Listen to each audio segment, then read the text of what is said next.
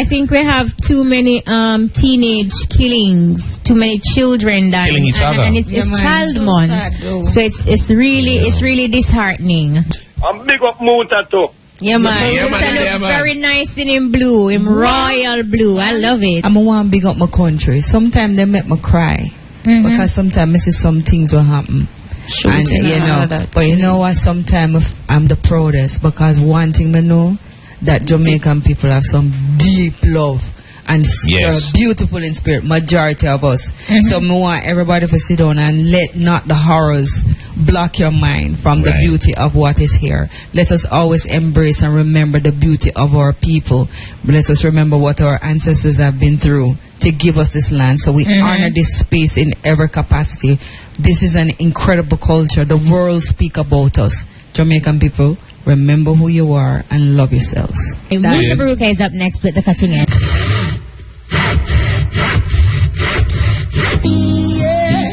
Well, this is Kimani and you're listening to, Mutabaruka. R.I.P.Maya. Continent. Whoa!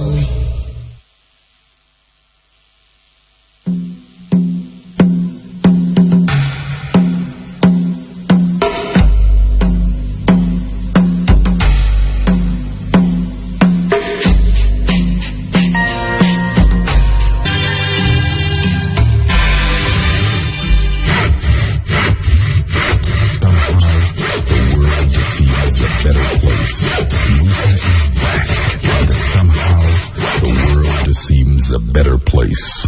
Muta is back, and somehow the world seems a better place. Muta. We are the ones. We've been waiting.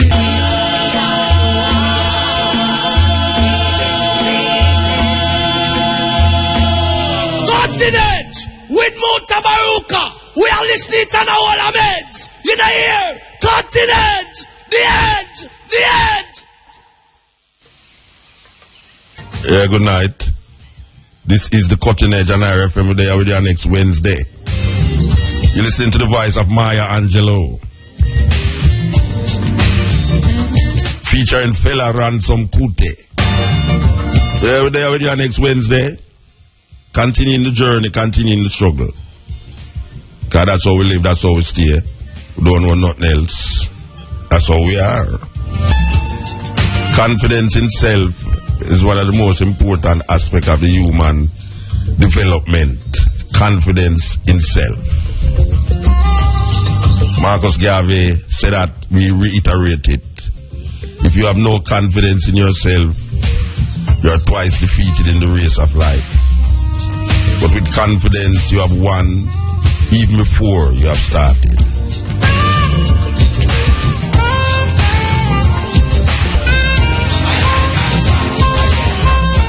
We say, those who are dead are not dead. The dead are not under the ground. They are in the trees that rustles. They are in the running water. They are in still water. They are in the hut. They are in the crowd. The dead are not dead. I am my ancestor. We are the ones we have been waiting for.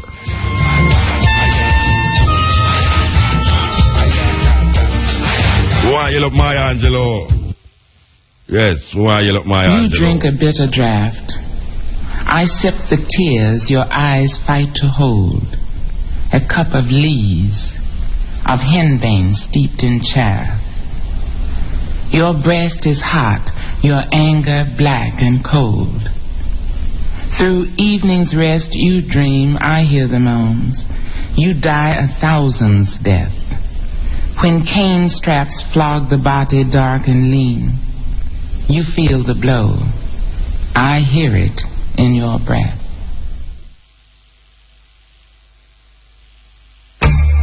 Out of the huts of history's shame, I rise.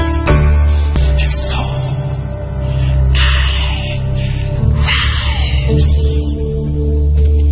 Yeah, for those of you who don't know, We have heard of the passing of Maya Angelou. I think she was 86. Great poet. Go through many tribulations and trials. Wind herself to become one of the greatest poets in America, barring color.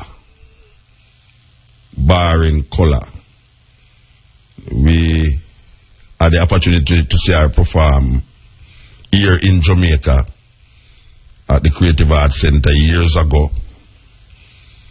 Very strong woman. So we mention Maya Angelou, knowing that the dead is not under the ground. Because our words live. And that is the essence of every living thing, or every living being. That silent voice that awakens the soul and motivate one to move forward. So we give thanks for the life of Maya Angelou and many more that came before her and many more that will go after her. Maya Angelou is not under the ground. Our voice rise. This is the Continent on R.I.P.Maya day with you. And next Wednesday, and we're there with you tomorrow and next Thursday. Sojourn in Africa. Come forward. Beautiful, wonderful, sweet. There's no doubt about that. So, we're going to continue the journey.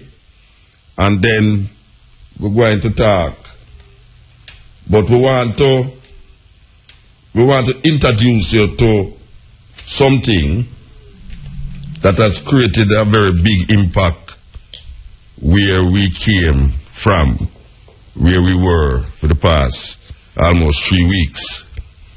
We want to line up this tune here first. We want to yell up all the ones them who went to Gambia. We want to yell up Bashai. Yell Bashai. We want to yell up Bashai Rasta. Believe you me. Yes, we want to yell up Nkrumah. Me have your book. Yeah, me have your book. We want to yell up Isis. Isis, very emotional lady. We want to yell up Sharon Chambers, the lady with the camera. She not left her camera at all. We want to yell up Sizzla Kalanje. Me and him a dance on the place.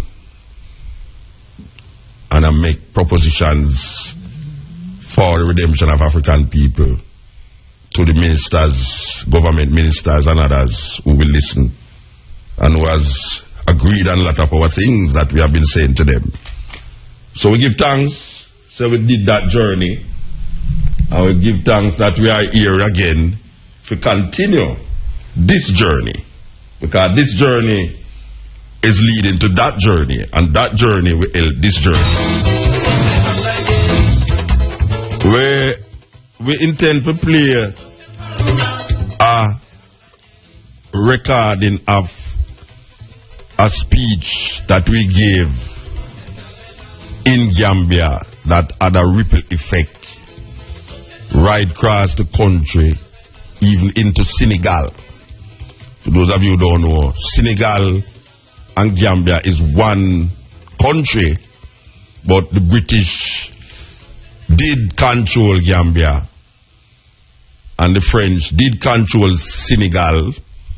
So what we have is the smallest country in the in Africa, Gambia, and a very large part of it is Senegal. It's a similar thing like St. Martin, where St. Martin, one part is Dutch and one part is French. It's the most ridiculous thing. And the country is not even, I mean, it take 30 minutes and drive around the whole island. The man them have a race around the island, and anyone will run the furthest get the portion of land with them where them run round. I saw them divide up people land all the while. Them use the Native American, them ignore the true owners of the land in order to acquire and thief and possess the Native American land. Them have a race. A serious thing, because I saw them usually get the land, them, you know. Them gump on the place, and then now them spat out where them want. Yeah, that place have a nice little river. Over there so have some trees, timber.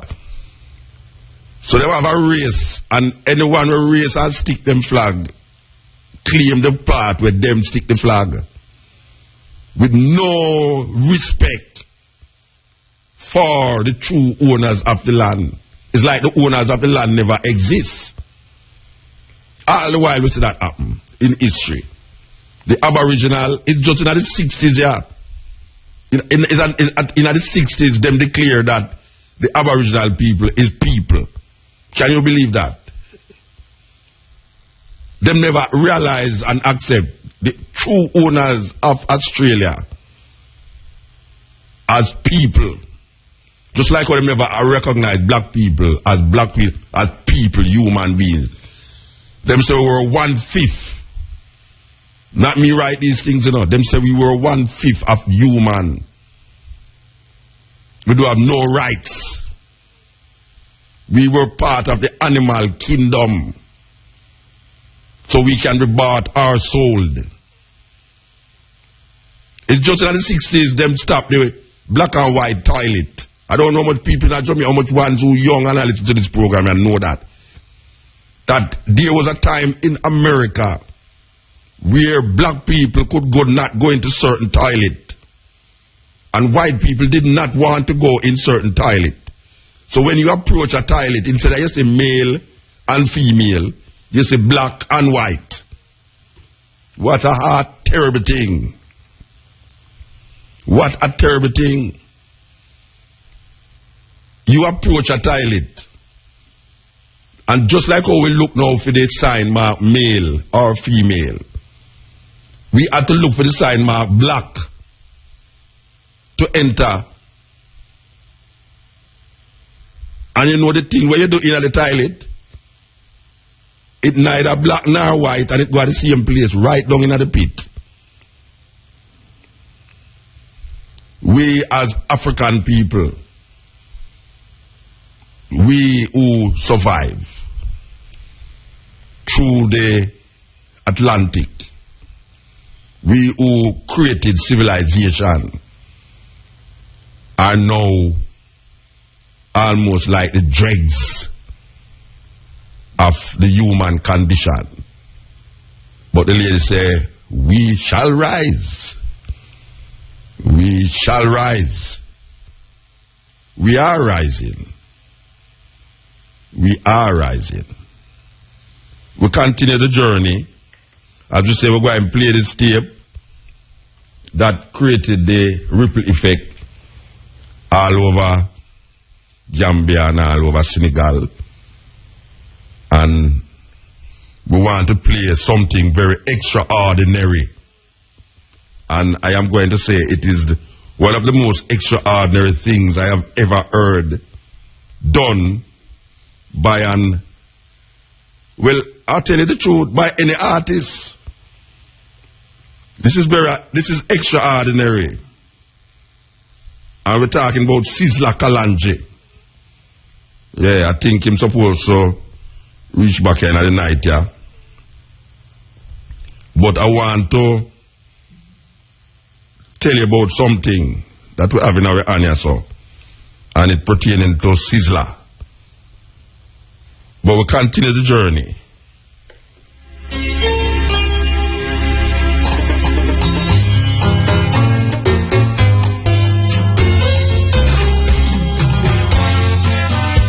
So we cannot do this, we have to do it. We want to yell up all the ones in Gambia who tune to the cutting edge. You'll be surprised.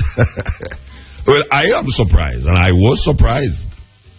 You'll be surprised to know that right now, which is 3:30 in the morning over there. You'll be surprised to know how much youth is now listening. So we want to yell up all the youth them will listen to the cutting edge, and all the youth them who anytime they miss it, them go to YouTube and find all of the things them and quote back everything when me say on the radio to me because they meet me now. Everything when me say, them hold on pan it like gospel. That's why you have to watch what you say and how you use the airwaves to project certain philosophy and opinions. But we know say it's not wrong where I do, because the youth them see it as something uplifting and advancing them mental capacity to overcome all odds. So we give thanks, say that is taking place right now. So why you look all the people them who are listening to the continent right now in Gambia and Senegal? As a matter of fact, why you look all the people them in Africa right now who are listening? Why you look all the ones them in England? Believe you me, have more people that listen to continent in England than Jamaica.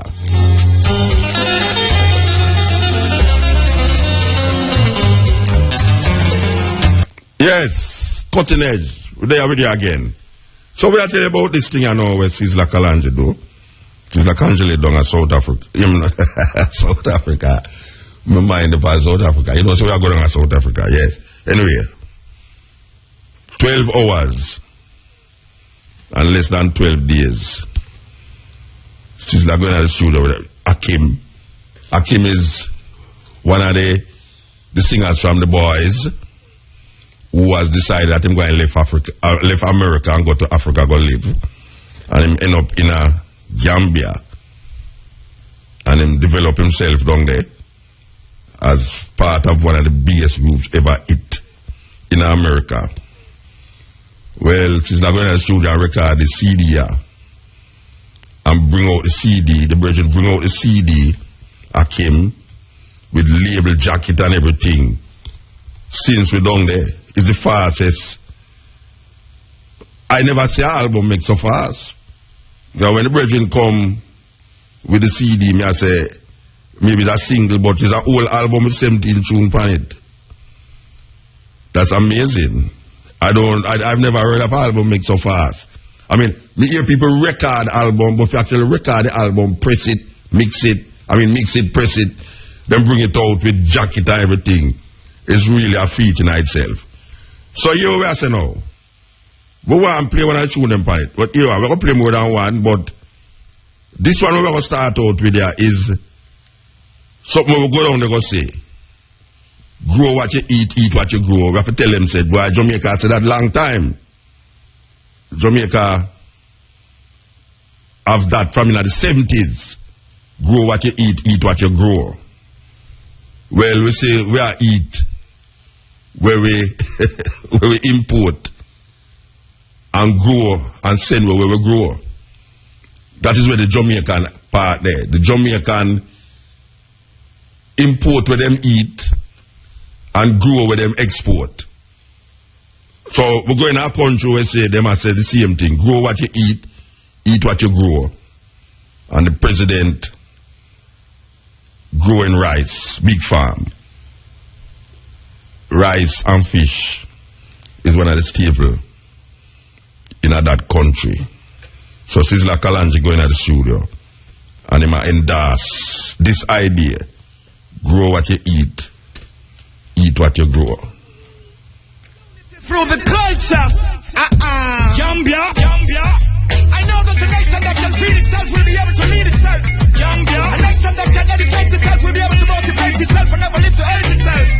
So, Rastafari, I'm a beautiful black people, you know I love you, mama. Africa.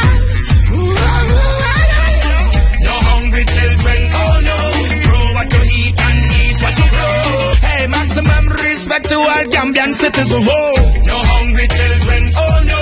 Grow what you eat and eat what you grow. No hungry children, oh no. Grow what you eat and eat. Yeah, me I tell you, say, the president was so impressed that him invite Sizzla for come launch the CD in a Gambia, July.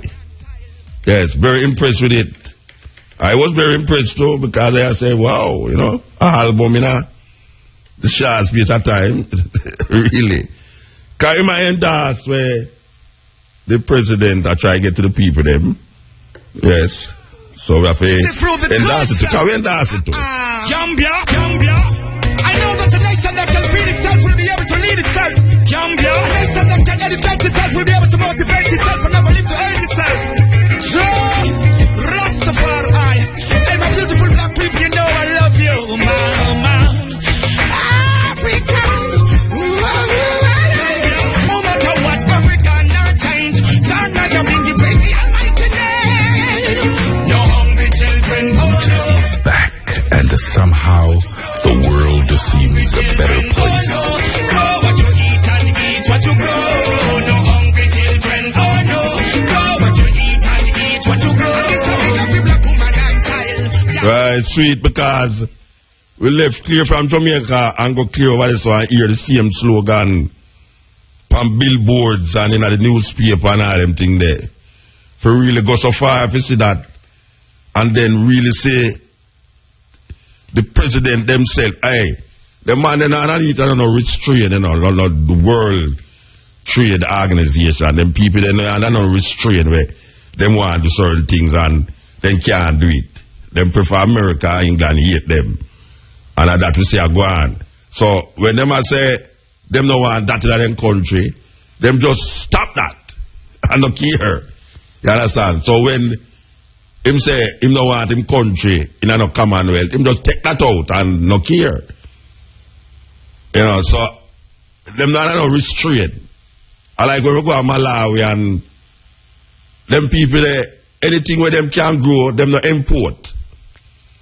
Because them not no restraint. In Jamaica we have restraint. WT America we sign paper with America to take them food.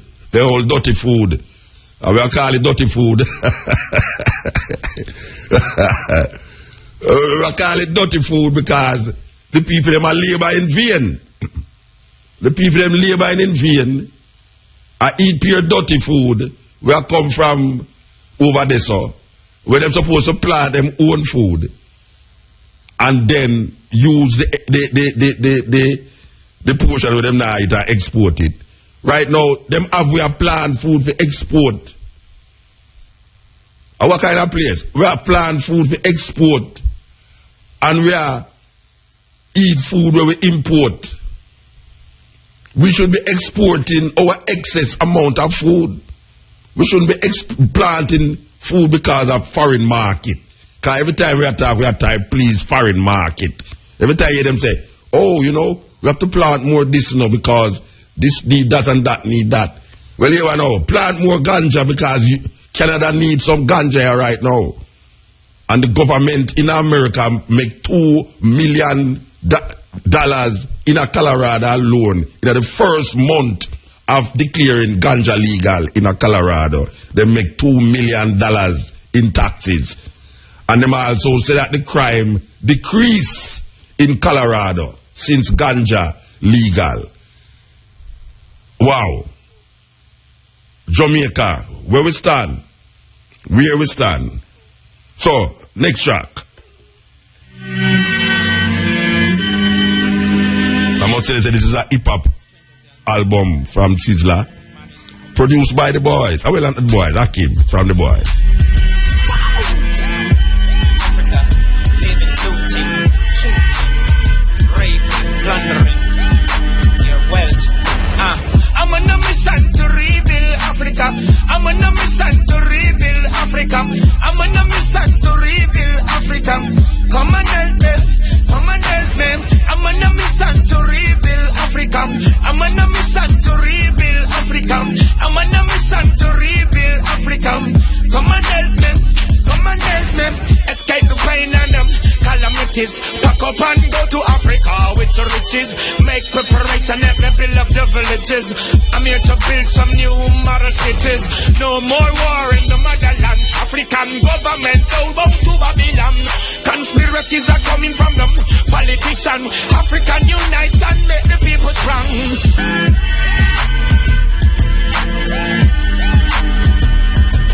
Yes. Brand new CD recorded in Africa, done by Sizzla. Hip hop style. Yes, it's a hip hop style vibe. As I say, it's an American brethren produce it.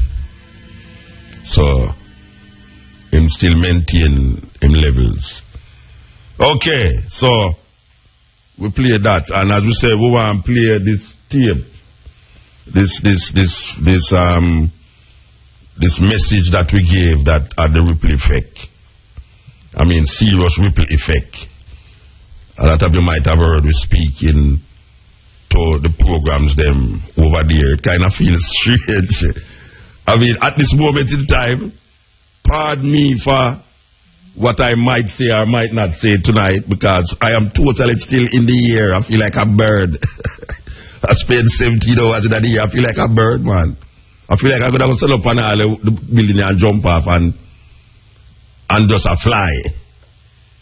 Believe you me, my mind. It's a true I don't know, you know. Yes, a true I don't know. But it kind of feel funny, you know, because last week, I talked to Miguel, from over that side of the world, right? So last week when I called Miguel, I did talk to him, and now I did wish for Miguel there, and I think about myself. Which part me did talk to Miguel. So it's like me there are two places at the same time at this moment in time, you know. I confuse on that, you know. I confuse on that because here I am sitting right here in Jamaica in this body. But my body is here, but my mind is over there.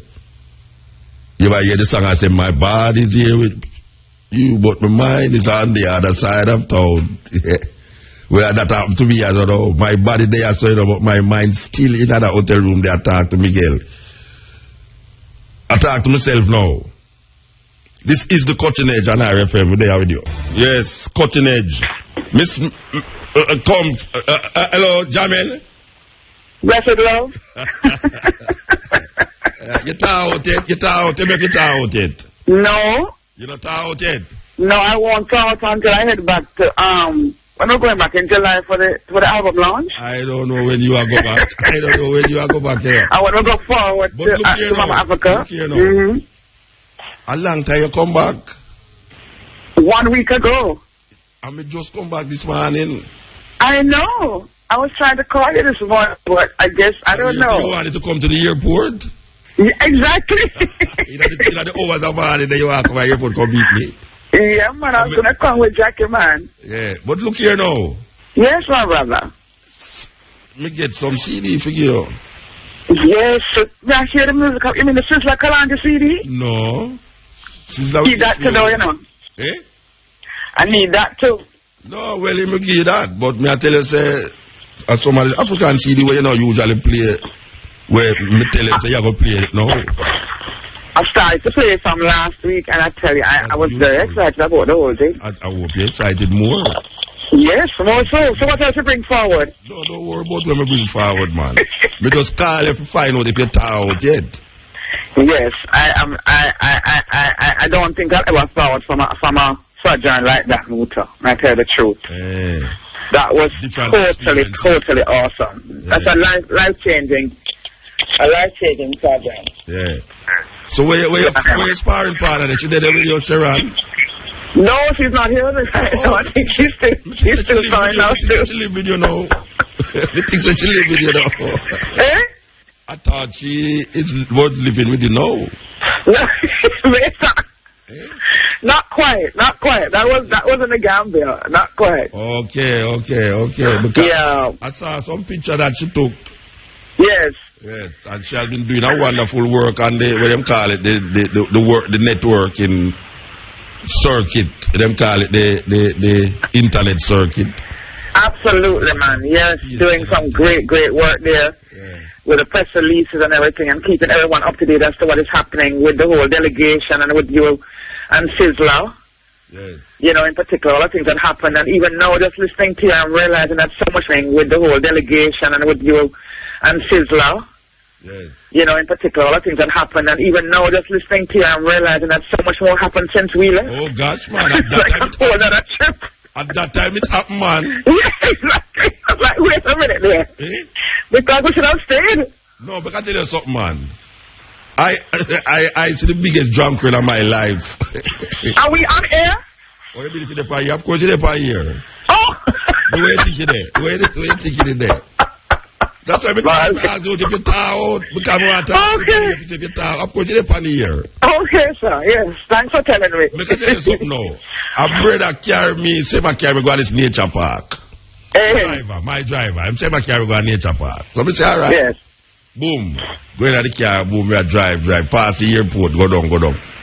This park named Darwin's Natural, something like that, park. I was told that the man who gave the park and do it was a friend of Charles Darwin. You know Charles Darwin, the man who the evolution theory. Yeah, man. Yeah, all right.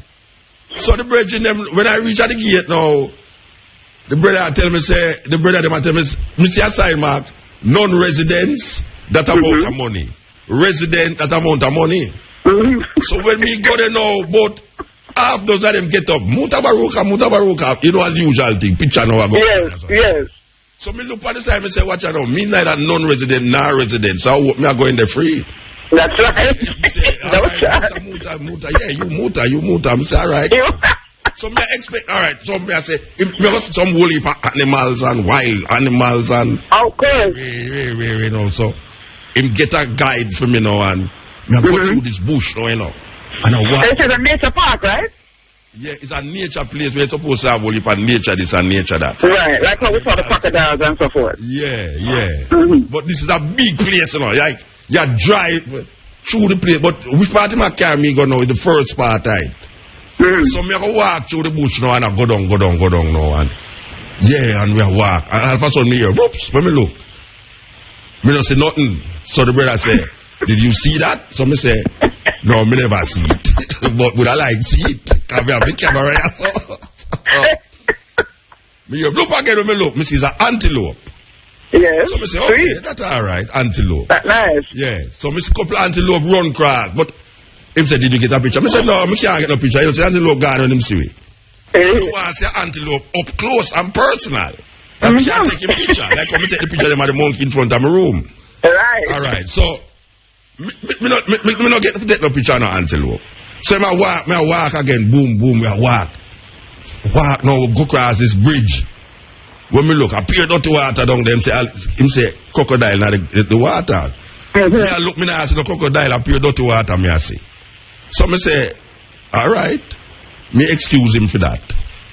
Boom, we walk a long time again now. This up through the bush, them, you know, we are walking. When we reach on the side of that thing now, we see a sign, Mark Darwin, so we go upstairs the place, we sit and tell about the history of the place and everything. So we stand up on the veranda now and me I say, Bridget, when we come up here so far, him said to see the crocodiles. me say where the crocodile up there? This big swamp, no, you know. And I like where we did go though, you see when we did go there, the place. Yeah, the crocodile place, and we saw those crocodiles touch them and all that. Touch them up and put my foot on them and yeah, that place, you know. Because them crocodile where them show we, you know. Them say the crocodile them gonna eat fish, them not eat human beings. Yeah, remember? Right, yeah, but right. That's what them I say. Them a crocodile now is man eating crocodile now, you know. So me stand up there now and I say, which part of them crocodile they now? He must say, there they are. So me really want to take some pictures of some crocodile. Up to now me not to no crocodile, you know. Up to now me not to no crocodile. This is a place where crocodile supposed to be like crazy. And so where is the crocodile? In the dirty water? In the water, but the water so dirty you can't see them in the water. And I like that one where them crawl. They came up on the land and they were all over the place. We can't take picture of them and hug them up and run from them with them, open them mouth too wide and start run. Anyway. Alright, so we come along after the staircase now and can you know say me I expect to see elephant and snake and lion. Of course, a nature's place. Alright, so we walk in the Gambia. Go back now. Come back round to the same place where him carry me him walk come round back now to the youth them out of the roadside, you know, and him say we have to go drive now, if we go to the other part of the place. So me say, alright, now me go say whole heap animal now. Boom. Lions, all kind of stuff. Elephants. Me a drive and say turn right. This ain't the park, you know. So it's a huge place. But the place not bigger than Kingston, man. So we a drive and him say turn right, boom, pure bush again. Turn left, boom, pure bush again. Alright, when we reach a opening now, me see a big cage. So we come out of the car now, so me go say, alright now, roll out so the animal them there. The cage. I've peer drunk right now, the cage. I've peer drunk right now. You know. So me say brethren. You know, so we have enough drunk crowd Jamaica. You know, come back here and come in a zoo, like a zoo thing, for come see cage drunk crowd. Show me something different. You know. Me see some hyena. And the biggest hyena them ever say. You know hyena, them are man eating, yes. You know, like. So the hyena them are come up and. So they were in a cage too? Yeah, them in a cage. But them in the cage with the drunk of them. No, sir. Yeah, them in the cage with the drunk of them. Because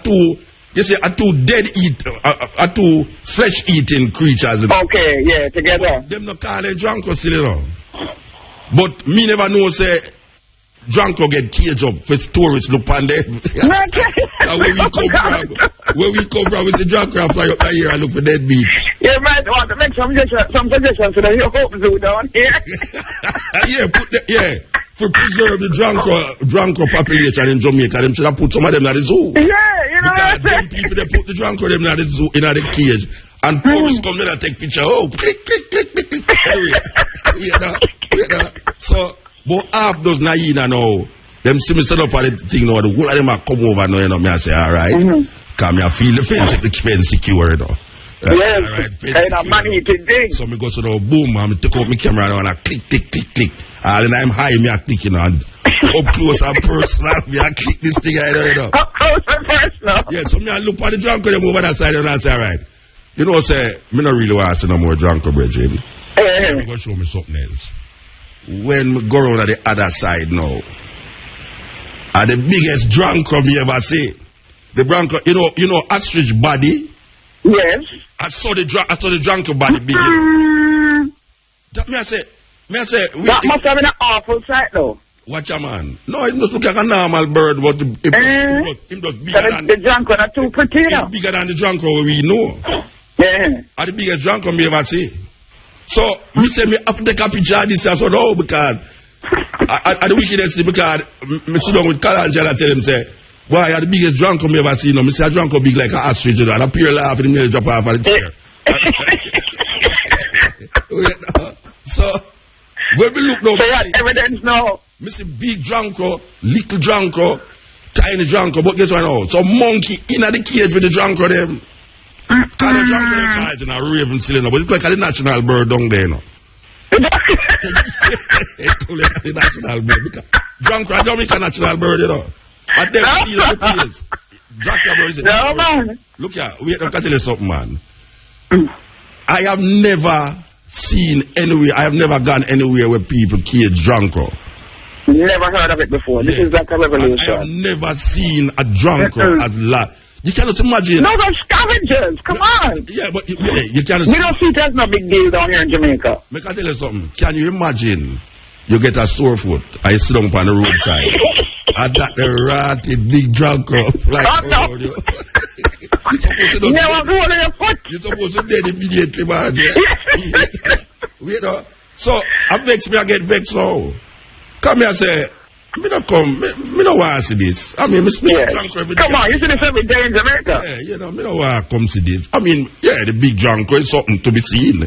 Yeah, but wait. So, you know what, me in there, I mean, up to now, me not see no other, all me see in there was hyena, drunko, more drunko, and couple, baboon.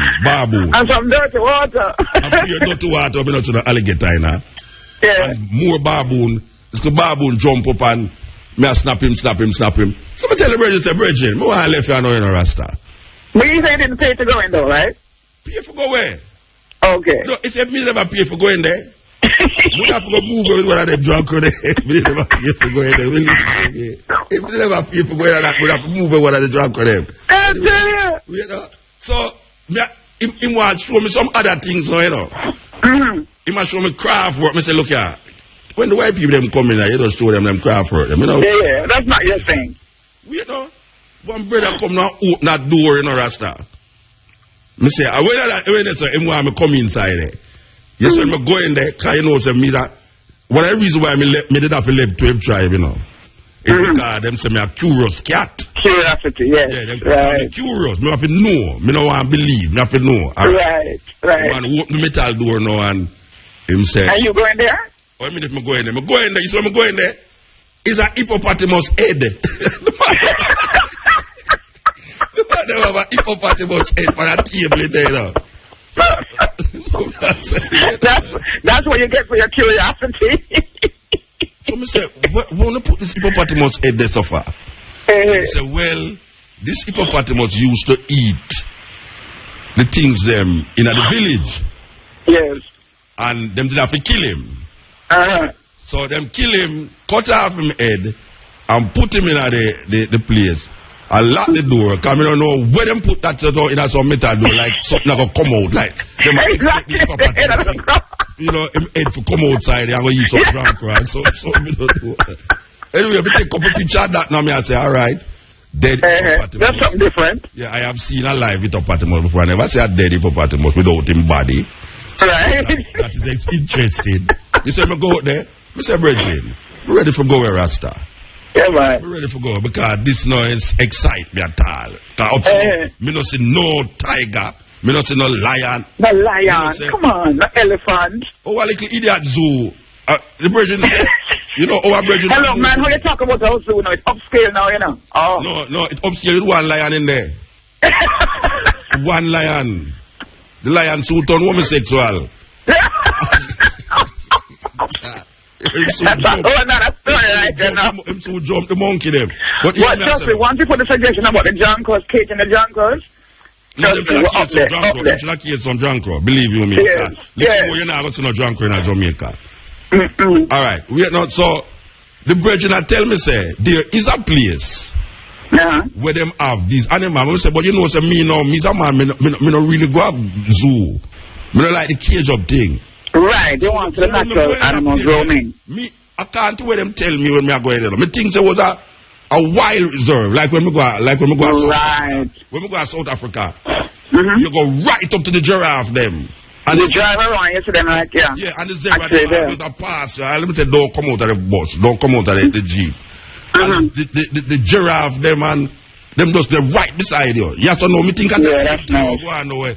Me go get for all that snake and a monkey jump on me head like Morocco and all that. You were the one who I was so brave to even touch that crocodile, and I wouldn't have done it if you weren't there. Can I tell you? Let me not take a monkey from a man in a Morocco, man, and put it on my head, man, and take picture, man. No, sir. I'm not used to that. I don't reach that far yet. Yeah, them have the snake in the basket, them. And I them call chant up the snake, them. The whale will go play the flute, and I show the man have a mouth on the flute, but I don't really take it from him, man. I blow the flute, but the brother tell me say, Tom Wang tell me say, another place there. We can see that. So that was one of the things them where me know. So we missed out on that. Yeah, you should have did there if you see that.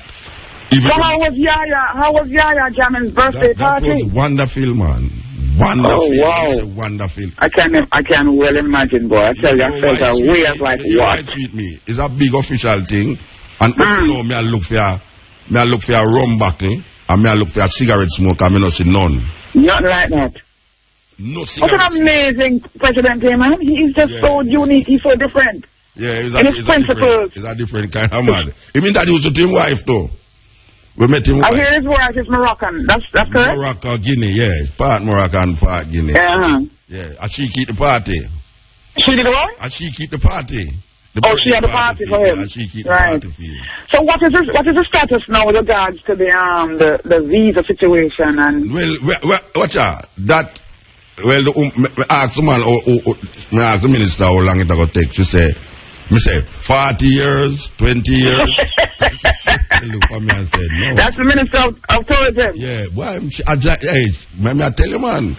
She's an amazing woman. Anyway, she tell me she said 50 days. Mm-hmm. So 50 days. She said 50 days. But when me I left now, me tell Tom Bong say, must tell her say. 4 days gone out of the 50 days since me tell her that. Since she tell right. You know, so we're gonna watch how that go. But some other things where we're not really ready for talk about yet. So yes. We're gonna line it up. If it's supposed to work out between now and next week, Wednesday, I'm gonna invite all the ones them. Right. Who went, and I don't know how much ones did there from Jamaica. Up to now, I still. Well, it was 18 of us in a Muta. 18? Including the firehouse crew. 18 of us. Then how many never see the 18? Yeah, man, of course. Including the firehouse band, and it was then 18. How much man at the firehouse band? About 5? 5, and then you had Chin. You remember Chin that works with Kalonji, and you had his producer, Redback, and you had also his selector. Yeah, so you had 8 people there, so then. Yeah, you had Damien. Yeah. You had Oli. Who are Damien? Damien are the photographer. Look here. Him come down at Senegal with we, you know. Yes, I realize that, yes. Yeah, him down at Senegal with we. Give thanks, man. Alright, so, alright. And then you have now... You have Nkrumah. Bashai. You have Negos. Alright. You have Sharon. Yeah. Mabintu. What? Isis. Fatou Jamin. I know people down there. Yes, it was 18 of us. Well, 18 persons traveled in the delegation. We were separated by traveling, differently, but it was 18. So we're going to have everyone in the studio next week Wednesday. Yeah, I'm not talking that too, but more, little more you got ear. You understand? You're keeping secrets from me, Muta. Yeah. You know, I'm not keep secrets from you because me and you are the on radio. Yes. You see, you see me, I'm going to tell you something about me now. You see, politician, not to which part the politician them there. To me, a politician is a politician. So even though me hear what them say, yes, me nah go on like say because them say it's so. It's like it's written in the Bible. Yeah, but somehow the other I feel like the minister of tourism and even regards to the president, I think they have some integrity about them. I feel based on something that happened while we were there. They're going to do it, Yes. But when I say no, it's a time frame me talk about and other things we discuss. Okay. It's other thing. Watch out. When me talk about no bigger than when me talk about pan in this, I mean. Oh gosh, man, trust me, man. Boy, you really set a precedent there, with regard to that speech. You say you're gonna play the speech. Play the speech, yes. You really, boy, just So tell me something now. Mm-hmm. When you come back the other day, how you feel? Well, we were mixed emotions. I kind of felt despondent and depressed. I'm not lying. Oh, you mean despondent and depressed? And despondent and depressed. Oh, depressed. Because I just didn't want to. I didn't want to be here. I wanted to be back in the Gambia. Can I tell the people them that Isis Miller put on one big ball in the market? Like a baby, this little Islam lady, if you hug her up and I say, okay, darling, don't hush. Okay, no, that's not true. Exaggerate. Okay, every meter we walk is a balling. Explain to me, where did I go on and I thinking when that... Well, what happened is the sister and I had a connection. Like when you find a long lost sister or brother, there's a feeling that you have that, this is a long lost sister. Remember, it's my first time to Africa, Yeah. Yeah. So to be in the market and, first of all, to enter the market and hear people talking about this poem and quoting your poems and all that, I was like, what is this really? This is amazing. Everybody in the market knows this poem. Everybody in the market is talking about this poem, and these are young people too. It's not like elderly people, Yeah. These are young people who are quoting your poem. And then that's the whole energy of what was happening around us. And then the sister coming to me now, and we kind of look alike, and then there was an energy we felt, we hugged, and I just had a total breakdown. And I was like, wow. You thought you look alike, and the whole head cover up and her face cover up. What a wicked woman like this, Rasta. It's in the eyes, Muta. It's in the eyes. The woman face cover up that jaw. Everything. No, you're not easy. She look like you. Muta, it's in the eyes, my brother. It's in the eyes. Okay, so where you say no, what kind of connection go on this or no? No, it just felt like we had a connection. Like there was. She says, boy, there was like a sisterly connection. Yeah. And as you know, we continued the relationship. You know, she came to different events. She cooked for us and myself. There's like a family connection. So you bring her come to Jamaica? Bring her come to Jamaica. We want to go forward to Gambia. That's how we come to Jamaica. Okay. We want to go to album launch. I know there's some see that cry, man. No, I cried. I think the initiation, I cried as well, the initiation. You cried? In the president's village. Okay. That was very emotional. I heard you talk about I'm very emotional, but you're emotional too. You just probably don't show it as I do. We cry at Jamaica about this. We cry at Jamaica, you talk about crying in Africa. You don't have Africa for crying out. Jamaica, so tell me something though. Hold on though. We could talk about this sister in the market, right? Yeah. All right. What kind of conversation? What the conversation where the two now have? Why? You mean there or beyond there? Eh?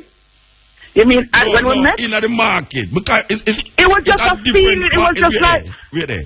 You start crying from Ronald's style.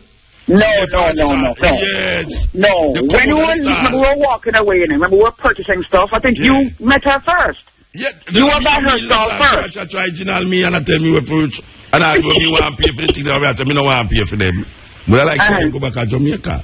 I said, she want to send me the piece of cloth. I said, but me no really want a piece of cloth there. No, me no really want the cloth. Right. And then she have to take up the piece of cloth. She tell me another piece of cloth. I said, but you tell the same piece of cloth. You show me those are different. She's a good sales lady. Is that different? No, she's a good ginal too.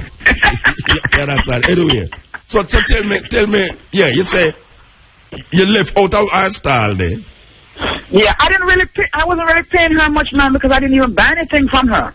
I bought from another sister. And then when we were leaving now, and, we were kind of telling everyone, like, yeah, we're moving now, like, she and I just connected, like, Yeah. And then she came over and, greeted me, and then she greeted me and, there was just something there that came to me that, I'm in the Gambia. Draw out the emotions. Yeah, and I'm in the market in the Gambia. Yeah. It just kind of hit me, and I was like, with this sister here who just coming like, with us feel like family. Yeah. And then what touched me too is that everywhere we turned, even from when we were coming from the airport, people were constantly saying, welcome home. Your family, we're your brothers and sisters over and over again. It was so welcoming, Yeah. And so at that point, I just had that total breakdown, and that was the beginning of a family relationship with the sister. That was the beginning of many breakdowns. Yeah, I want people to recognize those says all crying for joy. It was all joy. Tape you because you broke up instead of broke up. You know, one time we said, we want to come to the market with you again. You said, no, sir. No, I mean, another sister. You go back and go back to the you carry the market and you start crying. Next thing you say, because of the market, now be a ball on the market. But boy, I tell you, life changing, and I just want to tell you that on Monday, and if Jackie already told you, but on Monday we want to have it's called Sights and Sounds of the Gambian Experience at Cafe Africa. That on Monday? Yeah, and we definitely want you there as a guest speaker, once you're available. Definitely want to have you there. We're going to have, ones-on-ones, Sharon, everyone is going to be there, The only picture I'm going to take. Yeah, we want to show pictures and people share pictures and just, music. So bring the CDs that you have for me. Yeah. And just have a nice gathering, just talking, about what our experiences. Because, boy, I tell you, it's hard to even explain what happened to all of us there in our different experiences. People just have to know that we're just starting a Back to Africa movement. That's what it has to be. It doesn't have to necessarily be Gambia, but I hear you say you're possibly going to South Africa. I know people are in Ethiopia right now. I know Oli's supposed to be arranging a trip to Ghana in October. You know, what you name again? Matata. She got the second highest award in the Gambia. Yes. You heard? Yes. Yeah. Like an OD, right? Yeah. It was order of the Gambian something. Because of our relentless efforts to carry people there over the years. Yes. She was awarded the second highest award in the Gambian could get. Yeah. And I really deserving it so, man. She worked so hard, not just on this trip, but over the years. Yeah. She's been working on this Gambian Roots Festival. When I see them call her up to do that. Yes. Yeah. And Sizzla also got an award as well, a musical award. For the musician. One of them give him an award. Right, he also got an award as well. But what I've been saying to people, when people ask me about the experience, even on the radio or whatever, I've been saying that even with regards to yourself and Sizzla, it's like you're totally different people there. Mm. You know, it's like, well, I don't know, it's just like a whole freedom, it's like a whole thing to sort of go, you know, I'm home, you know? It's even with Sizzla in particular, because I guess I'm closer to you, but it was like a whole different persona. A freedom and just whole heap of joy every day, and well, I could live like that every day. Trust me. One thing I'm going forward. To know I still can't go up on the road, walk up and down. Especially with that. Listen to me, man. That when I tell people that, they're like, "What? Bodyguards, security, like every day, police and soldier guard I drive run beside the car them." At the hotel, I mean, they can't go nowhere without them. You see, Jamaican people need to see this and know this, you know, and recognize that our ambassadors are doing some great work all over the world, and particularly in Africa. Remember back in the day when we just said Rasta, people said, "I'm not warrior, what? Them don't know about Rasta, they don't love Rasta." Remember those days? Yeah, when people said that. Yeah, I hear people still say it. Said African them not like Jamaican, not like Jamaican people. Them say we are slave and all them something there. Right. Well, not so. And you've been to many countries in Africa. I've only been to one, and I've seen a whole different experience. I'll experience a whole different vibe. Well, and I love it. Again, I go to Nigeria and Rwanda. When is that? July. So you don't need some photographers and publishers and so forth to accompany you? No, but I mean, we don't mind stopping in Nigeria first. No, it's not a stop, you know.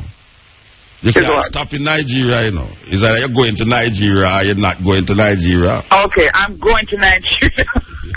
By the way, how was Senegal? Senegal is nice. My thing was to go meet the Paphal Virgin them, and I did, and you achieved that? Oh gosh, man, that was sweet, man. Oh, that was sweet. We missed out on that. The Virgin same come at R.I.P.Maya in 1996.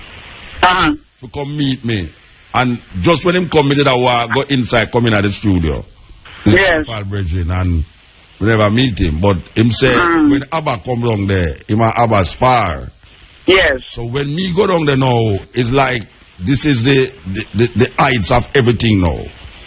See him come and show me there, me and him sit down, and him say me want to come at the meeting with him. Yes. Say, yeah man, me come at the meeting, man. So the next day now, him carry me go at this place where them wolf a Paphal them there, and it's like a bingy. Really?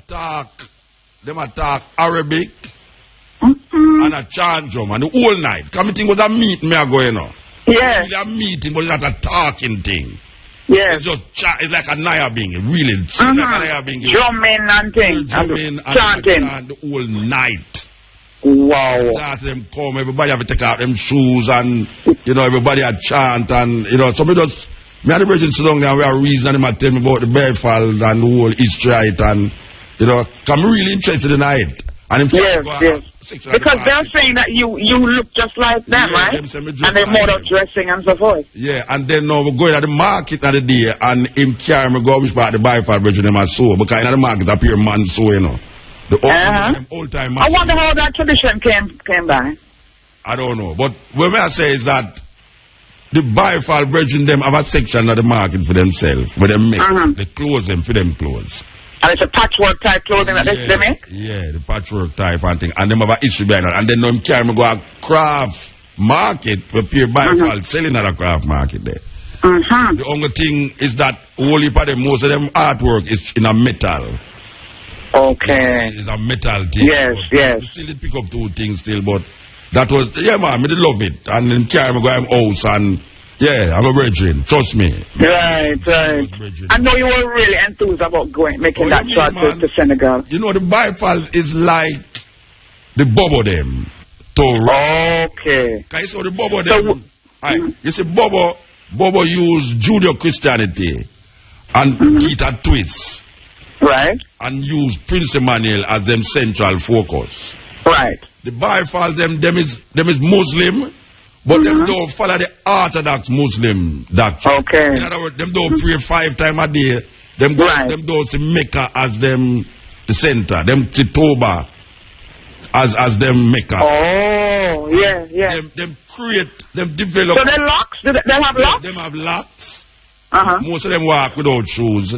Why your family that Muta? Your family that man? That's how me coming out now, because when them see me all over the place for years, them seen say I was Paphal. So them like say maybe them have Paphal all in a Jamaica too. Not knowing say a Rasta, me a Rasta. Right. So you never know about them before? Yeah, me didn't know about them when me go to Germany. Some youth come to me and ask me if me know Sheikh Amando Bamba.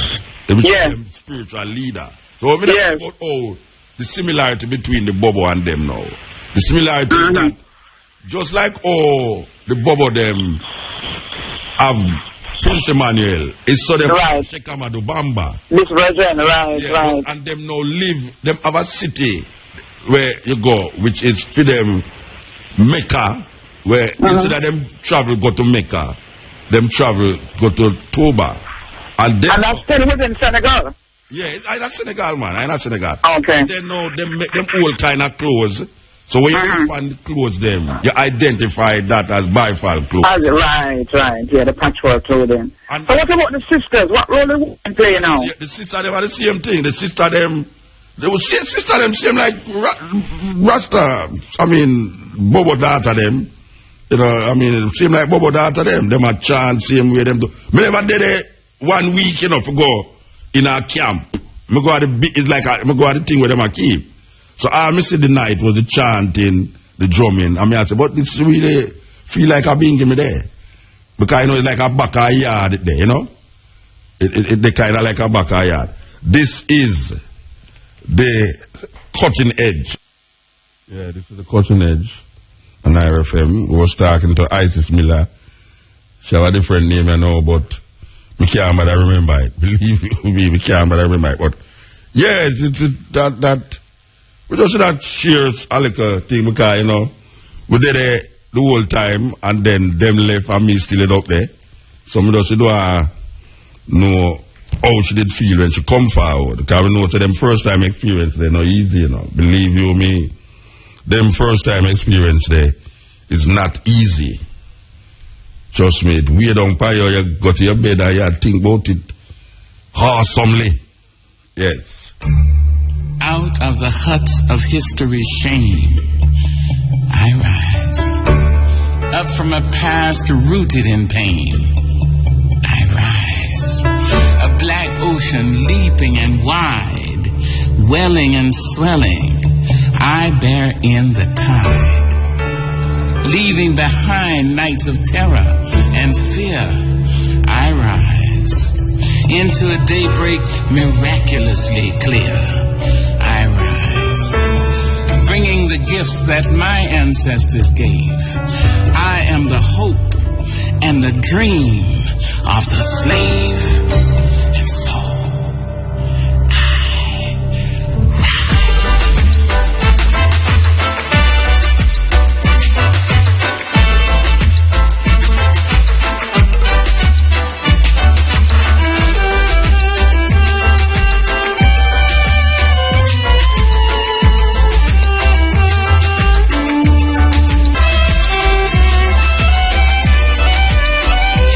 sweet reggae music. Sons of Maestro. One made popular by the man called Bob Andy.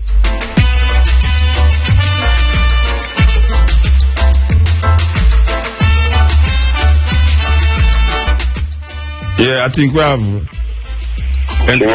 Nkrumah. Blessed man. Yes, brother Muta. You know, say, anytime they are fired, I used to communicate more than when you come home. Yeah, I forget you out there now. Eh? You know why I try to get you out there on the phone. Where I say, man, boy, I forget me out there. Where I say? Come on, man, I tell you, it's more difficult to me get you on the phone out there. Anyway. You know what, see that you're the magic guy. Come on, let's get to it immediately. Anyway, me bring a book still. Yeah, well, give her thanks. Yeah, so I get it. You go and think Monday where. Yeah, man. All right. So, the first day I go Africa. Yeah, well, physically, you know what I'm saying? Tell me about not physically and not spiritually, man. The first you go. I don't physically, I don't say physically. Yeah, no, yeah, but true, you tell me now, say physically. Like, what are we you go Africa? Tell me. Because we're educated, man, turn forward, most of the reason with the ones then. Like, no, I say, show the books, you know? We're going to show the books. So the John M. Clark, the Mutabaruka, Ivan Van Serti, money. All right. Tell me, all right, you come forward about a week now. How do I feel? Tell you what, I feel sad. You feel shocked? Sad. Yeah. I feel what's sad. So I didn't have to come back, yeah? Yeah, so I never forward, and then when I forward, I hear say, triple murder go on, 2 little youth drop out, mother dead and 2 people dead and all these things. And when I there Gambia, I hear no murder, I see no gun and no police with no gun. 5 murder per year? Yeah. And no police now a gun, and after police as far as soldier. Yeah. The police, them have a guard way. Yeah. All right, so... Because the police might watch you if something go wrong. They might watch you to make sure that nobody do we nothing wrong. Yeah, all right. So let me ask you now. The experience, how that I go help the eye in the eye vibration at this time in life. Where do I bring forward in the eye consciousness? Well, as I know, say, I'm a coach, see? I'm a coaching. Yeah. And the approach wasn't about coaching you to have a play football, you know. Even though that's part of it, but it's a window to get through to a youth, you know, I am a Rasta. And I come from a Pan-Africanist point of view. So it's a great thing to know that I can go Africa now. Because most of them say, you have to go Africa, you haven't go Africa yet. And then I start scratching me and I feel them tell you like me tell them. Yeah. Well, physically I'm not good about it, you don't know. They read about it, so them laugh and take it a joke. Yeah. So now I can answer and say, yeah man, I got Africa already, man, yeah, Tamo. Yeah. So, you have got them many more time, you know. You have got them many more time. I know stop Muta. I plan to go on Nigeria. Remember some things when I was Senegal with because of the Paphal them, man. You never come down there, I'm thinking that. No, remember, here I go on, remember, so the I to make a shot and return back to Gambia in time to when I think it's scheduled for I leave. The flight thing. So everything we get through, I go, but 2 minutes I go forward, you know, about I fight it. Yeah. And I'm making overseas there, by far. No matter Mary's about them things. Yeah, but I want to tell you something, you know. They are going to hear some wonderful things, you know. Yeah, they are going to hear some wonderful things. So that's why I say they are to go forward still. They are going to hear some wonderful things. No, man. I want to tell you something. We make 2 elections with a little football side. And, and then we go on the road, the village go make a link up with a child, orphanage school. Yeah, so linkage really make, in a little time of I know, so when we don't run upon the president visit, we kind of do things by schedule, you see what I'm saying? Yeah. So in order for you to get nothing done outside of that is very simple. You have to do it yourself. Yeah, so we make it happen still, because we couldn't go Africa and forward and say, oh, Africa nice, and we now say, we have a linkage this and a linkage this. So, well, that was my intention. We couldn't go to Africa and say, I mean, Gambia especially, because say, boy, I'm going to read a couple poem and thing. Me did have to really do women in a consciousness to deal with. And Mrs. say it was overwhelming. You understand? So true. God, you know, say, somebody there in USA and I read with the eye. Always, you know, some more in Africa with Muta, like me, like Muta go. I'm just plan to go with him. But no, the plan is for me and Muta and others go. But here the sad part, both it's I know. I didn't want there at the eye room door every morning. I tell I the truth. Police will lock you up. But I can't come to the room door. Let me tell you something. You see the police? Because tell you what the police do. The police take a chair and him sit down at the door. I have to open the door and say, Bridging, you can't go home still, you know. Don't worry yourself, man, you can't go because I saw him get the order there, you know. If you sit down there the whole night, you know. I have to, no, Bridging. Go home, man. Me call you tomorrow when you come. The man, hey, him gonna leave me an inch, man. The man, he said, I'm going to some store and the man, him a roach for man. Yeah. Him just ease them off sweet. Because you know, remember, them now no gun, you know. Yeah, no. So it's like, him just ease them off and them just obey that. So you say 1 o'clock and 2 o'clock at night. When time somebody wants them probably or read a book or do something. You know what's behind it? Right. I up at the guardhouse which part you can't enter to come to the hotel room. You know what's the up on the top? It's part of them have a post up there, sir. And the sweetest thing for me now is take some picture with me and them and send come my yard and one text back to them and say, yo, we are part of Babylon now. Police them. They won't like go to the Babylon and part with me. Cool, man. Every time the man say, I'm tired because the man salute you every time of the day. Every time I'm here. Brethren, me get introduced to every member of parliament, every security person, every minister, me don't know who me not get introduced to. And them a salute you. And them a full brace you like say, and you have the high rank. Every one of them know me. It's like weird. Every one of them a tell me, say, boy, when them did their Europe, and you know which one like them, you know, it's not good for staying in a white man country too long. So all the president, when them are young, in their 20s and thing now, it's like, this thing is like the people, them can't believe, say, we there. Them can't believe it. So all these officials and thing now, you know, boy, I'm tired to shake and rasta and take picture, believe you me. Hey, I didn't get a joke. See, I'm just say, I have someone to go by midday. I want to do two little things on own between the time before midday. You know, so it take me a good hour and a half to walk some distance to take a taxi. Yeah. Because you have to be polite and full of humility. The crowd don't want to stop you. Well, you know, ask the Muta, ask the Sizzla, when ask the Sizzla, they want to know where your name. Which part of Jamaica you come from. If you go back, because you stay and about to go back. Yeah. Well, Rasta about, that's them ask you about. Them ask you what investment in. Well, up to now, me no walk up the road at all. So I realize the man when they stop, I realize me stand up at the storefront. And I tell the car to stop. I don't ever get to you, because the crowd rush the car immediately. and the soldier them no easy to, you know, because when them jump out of the jeep up at the top there and run, come down the road, you know. And I move and ease off everybody off of the car, you know, that means what wait, it's what is. Then Sizzla carried the carry the force. Yeah, no, none of that. Sizzla when I stay to purchase something. I remember I go up on store benching, not anything about them beat on the people them door. I'm surprised they answer bus. So when you pull up there now, easy some of the crowd half a Sizzla, you don't even know, you know. Yeah. You think that you sight up I think it's like Bongo Bash and Migos. Yeah, Migos up on the front. Yeah. So when you tell the guy about the driver, what's up on you one on your window. I think it takes somebody crowd half a Sizzla. It's a smooth. Don't worry, man, I see you every day. Do your thing. Go out the people want to take care of brother. Man, me just tell the driver, I say, drive, Rasta. I say, drive. But one night, you know, and that I carry go out in some car, them I say, watch out. All right, so we get the official treatment. We want to go somewhere with no official. Yeah. So she carry one night about 1 o'clock in the night. Because you know, so I saw them do them thing. Yeah. And carry me go to this place. Boom, we drive going. When we look in a Rasta, me say, youth like worries. Like, it's a session them have, you know, upstairs and downstairs session, you know. Yeah. Brethren, you see when the car drive up and the policeman open the door and the man them see me step out, I have to step in back. I have to step in back of the car until the policeman can move them way.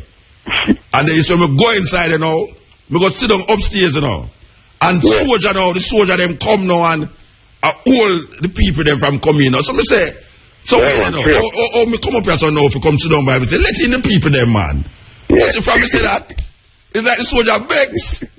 The soldier begs, so me don't say, let in the people them come in, come take them picture after. Bridging, me I tell you, man, them just, I mean, like you couldn't see me again. I tell you something. When I go on, I got a contact into Ireland. Yeah. Got in upon the boat, see? Yeah. Up and drop in a juke for you know, and I walk into the village. I said, Mount, I have a picture of a share with the eye them.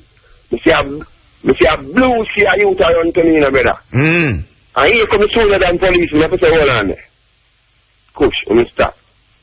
I am Congo. I can't fall Africa and make you tell me, say, make the youth them ease off. No, man, no, them say, you sure them? I say, look here, man, he's not going to kill me. Let them come. No, well, close to 100 youth. Well, when I tell you something now, it's that protection there, it is very important, you know. Because true. We go to Nigeria already, you know, in the stadium, you know. And me make a bad move and go end up in the bleacher section, you know. And it's a riot start up there, you know, and the police them have to come and I beat me, say, what do I do with the youth, them rasta? And some rotted lick. Yeah. The man have to lick man them enough to ease them off of me, you know, rasta. That time the crowd over me, so you know, like, and a pure lick and lick the man, and get the man, and the policeman grab me and draw me away. And me have to just disappear. So you see similar thing going on here in the night then? Eh? Something similar going on here in the night then, and very similar to the concert that keep. Let me tell you something, man. Them shouldn't drive the car through the crowd. Cool, man. You see, them drive the car through the crowd, through them want me go up on the VIP section. I realize, boy, alright, this is impossible now. Me can't go up on the VIP section because there's no way the door can open. So them drive out and them go around the back of the stadium now. You see them go around the back of the stadium, Bridget. You wouldn't believe we are going around there now. It's like I see a youth around there, and it's like a dozen soldiers over that side, yeah, and a dozen soldiers on my right and a dozen soldiers on my left, and couple policemen, you know. And the soldiers them have to hold off the youth them now, and the police them now hold on for me, one hold on my right and one hold on my left, and you know. And I'm moving me through the blood, through the crowd, the rest of them. I say, wait, this is how I go out there, so. And the man was hold on for me two of them, and I'm moving me like it's drive them a drive a car, and the police, the soldier them a hold off the youth them, and we go so boom and go around one little car and go upstairs, and I said, no, this serious. You know, me see, when me up there now, me see Sizzla car come in, you know. And I said, no, this not going to work out, you know. Them should have drive, go around on the other side. So me realize now, say, them drive Sizzla through the crowd now. And it's the same thing I go on, so now, but when Sizzla come out of the, him couldn't come out of the car. No, Sizzla can't come out of the car. Him couldn't come out of the car. Come out of Sizzla. But them should have drive them, go around at the back of the stadium. Because running to the police and soldier them and wait for we, you know, for coming, you know. Instead of drive through the crowd. Because that is... I realize. She told them to drive the island. I love the excitement secretly. You know. They want to take picture too. And they want to take picture too, you know. Them look excited. Alright, so you see like a big... you look like it's a captain. The captain will try to get the picture. Yeah. I said, Ella, 1 second, come here, music. It's like you're a bongo bash for all a reason. And like him a try fight out bongo bash. I said, no, my brother in this yard. Yeah. And I picture you one. I said, 1 second, man. And I see like him drop down himself for a minute, and then I see and everything done like I said, my brother, forward now, man, I see no way, but I'm urging this from yard, man. So some of them know overstand, say, other ones there with the item at some point in time. Man. Yeah, them like because them things that each and every one are Gambian. Because if all what time they were Jamaican for a certain level, I don't know. When you go to Gambia and don't talk and see nobody knows. And that me tell them all the while, say, don't open your mouth and say if you know. Even when you go to Europe, you know. If you walk on the road in Europe, you know, if you don't open your mouth, nobody don't know say you're Jamaican, them say you're African. Because which part of Africa you come from. But you know what funny thing about when we realize? You see the Rasta man. Yes. When naturally have the Rasta look there. Yeah. It's hard him going to Gambia and then they know say I'm Jamaican. And then they know say I'm yard. Because here I know, they don't really get that look them most time. Yeah. Because you see the Islamic individuals them around there. Them kind of clean shave. And mostly like in Europe, the Islam. Yeah, but the Paphal them look like Jamaican. Alright. When you go down in a Senegal, them look like Jamaican. Yeah, we never go down at Tuba, you know. No, Tuba. No, we never reach down there. Some little thing go on, but we end up in a area where the brethren carry go and them do that keep a session, a big meeting. Yeah, them a chant the whole day, non-stop, you know. Yeah, them a chant the whole night, and me sit down there with them, and I say, yeah, till about 3 o'clock, I don't know, about 3, 4 o'clock in the morning, and we decide to have a move, and the brethren come back for me the next day, and, you know, but the similarity between, we say, the both of them go on, because even when the brethren read, because I'm very open-minded, you know, I'm open, and him come to Jamaica already. If I show say, Yeah, you know, come here and say, boy, I don't come like the Bobo them at Jamaica. Them say, yeah, you know. Buy them by name. Name by them ba. By them ba. You know, so I remember the break. Oh gosh, man. I remember the name boy me attack. Oh gosh. No, I didn't name by them but them say go yard one time, you know. I don't know about you them, you know. Yeah, him man. Probably him man, by them man. Yeah, tall and black like blue. Till him blue man. Yeah. Anyway, we're going to keep the link because we have some little things that we want to talk to them about and them with. You understand? I mean, that's false, you know, because in the farm, I jump on the farm, but here I go on. There's some other thing you have to take care, but let me say, it happens. Yeah, most I get to go in Africa. Alright, and you don't know Lagos and Bashai, man. Bashai, me glad to see, man. Me glad to see Bashai right now. Okay, let me say right now, when I go and do the initiation, a Bashai are real come among the ones, you know. What you mean? Of course. We see two area in New Gambia. Hold on for a minute and say, my husband this. And I say, how I go on?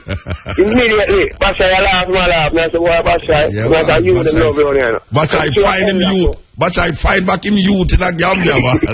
I want to do the when I go to the port, Bashai say, boy, I need that tablet here. So I say, Bashai, I don't want you to take tablet. I mean, look, the one tablet, man. No, what?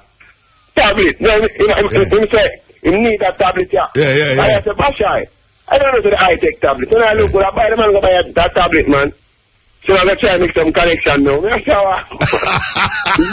you tonight. I knew to say, yo, Bashai, you do that. Oh, you give me the answer at that. I give one. And the whole world you talk to that time with one boy.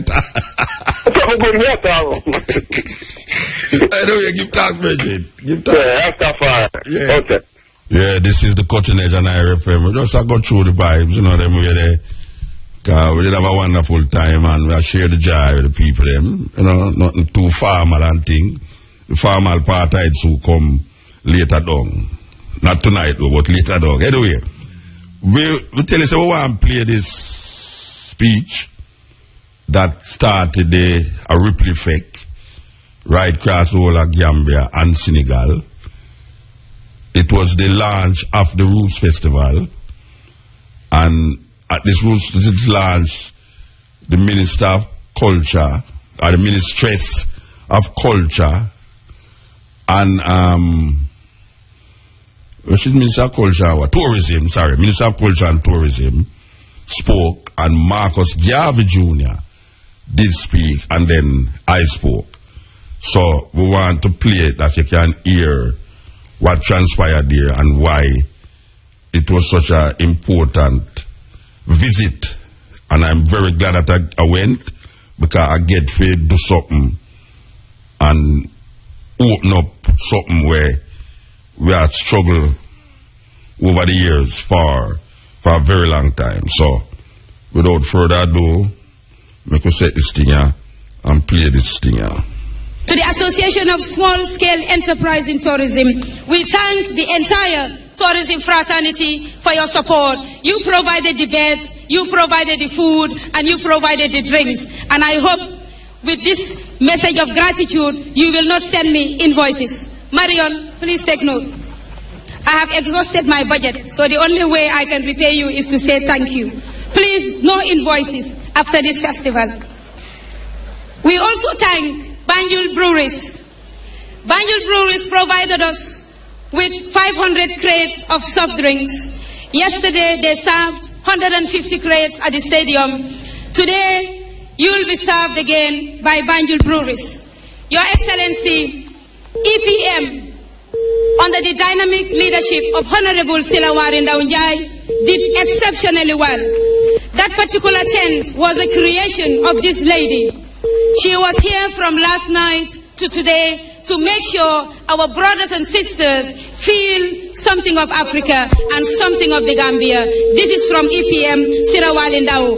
I'm sure the invoice she submitted, what she did is far greater than the invoice value. Finally, Your Excellency, my ministry and the National Organizing Committee would like to thank Gambians for all their support and for coming out in full force to participate in this grand opening of the 11th edition of the Roots Homecoming Festival. Before I take my seat, I would like to recognize the presence of Honorable Kababajo, or should I say His Excellency Kababajo, His Excellency Yankuba Ture, our able chairman of the Gambia Tourism Board, Bakari Jame, is also present. We thank you all for coming, and we are ever so grateful. All right, that was the Minister of Tourism and Culture. We will then hear a man introducing Marcus Garvey Jr. on the podium. So here we go now. Your Excellency, I invite you all to participate effectively in all other programs, especially in Kanilai and at the regatta at the Banjul Wharf. Your Excellency, dear participants, I thank you very much for listening. May the Almighty Allah reward you all generously. I thank you all. Thank you very much, Honorable Minister of Tourism and Culture, Honorable Fatumas Jobjai. I'm not too sure whether before the end of the program she will be left with any voice. A round of applause for Honorable Fatumas Jobjai. Ladies and gentlemen, at this point I would want to invite two participants from the diaspora. First, Dr. Julius Garvey. Dr. Julius Garvey, a round of applause for him. Thank you very much for this opportunity to say a few words. Excellencies, Honorable First Mother, and in absentia, Honorable President, Alhaji Yahya Jammeh, I would like to say that you have organized a magnificent celebration. I realize how many people are behind this effort, and we can't reward you, as the minister said, but on behalf of the diaspora, I'd like you to know that the effort is very, very much appreciated. And for myself, and I think I speak for most of the diaspora, this is the warmest welcome that I have received anywhere in Africa. So thank you for that. It is indeed something of a coincidence that 100 years ago, my father, Marcus Messiah Garvey, founded the Universal Negro Improvement Association and African Communities League for the unity of African people all over the world. And there's a brother here standing right in front of me that has emblazoned on his t-shirt the saying of my father, Africa for the Africans, those at home and those abroad. Well, 100 years later, my father didn't get to visit Africa, but of course, I am here. And I represent him, and I represent millions of us who were taken from this continent and have been in exile in the diaspora. But we've always looked back to Africa as the motherland. And I'm happy that you have organized this festival, which is a homecoming festival. And it is not simply about tourism, but it's about culture, it's about unity, it's about history, and it's about the spirit of Africa.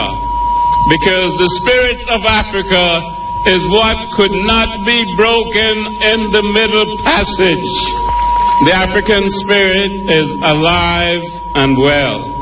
And we who are here today represent that spirit and join hands with you to celebrate Africa.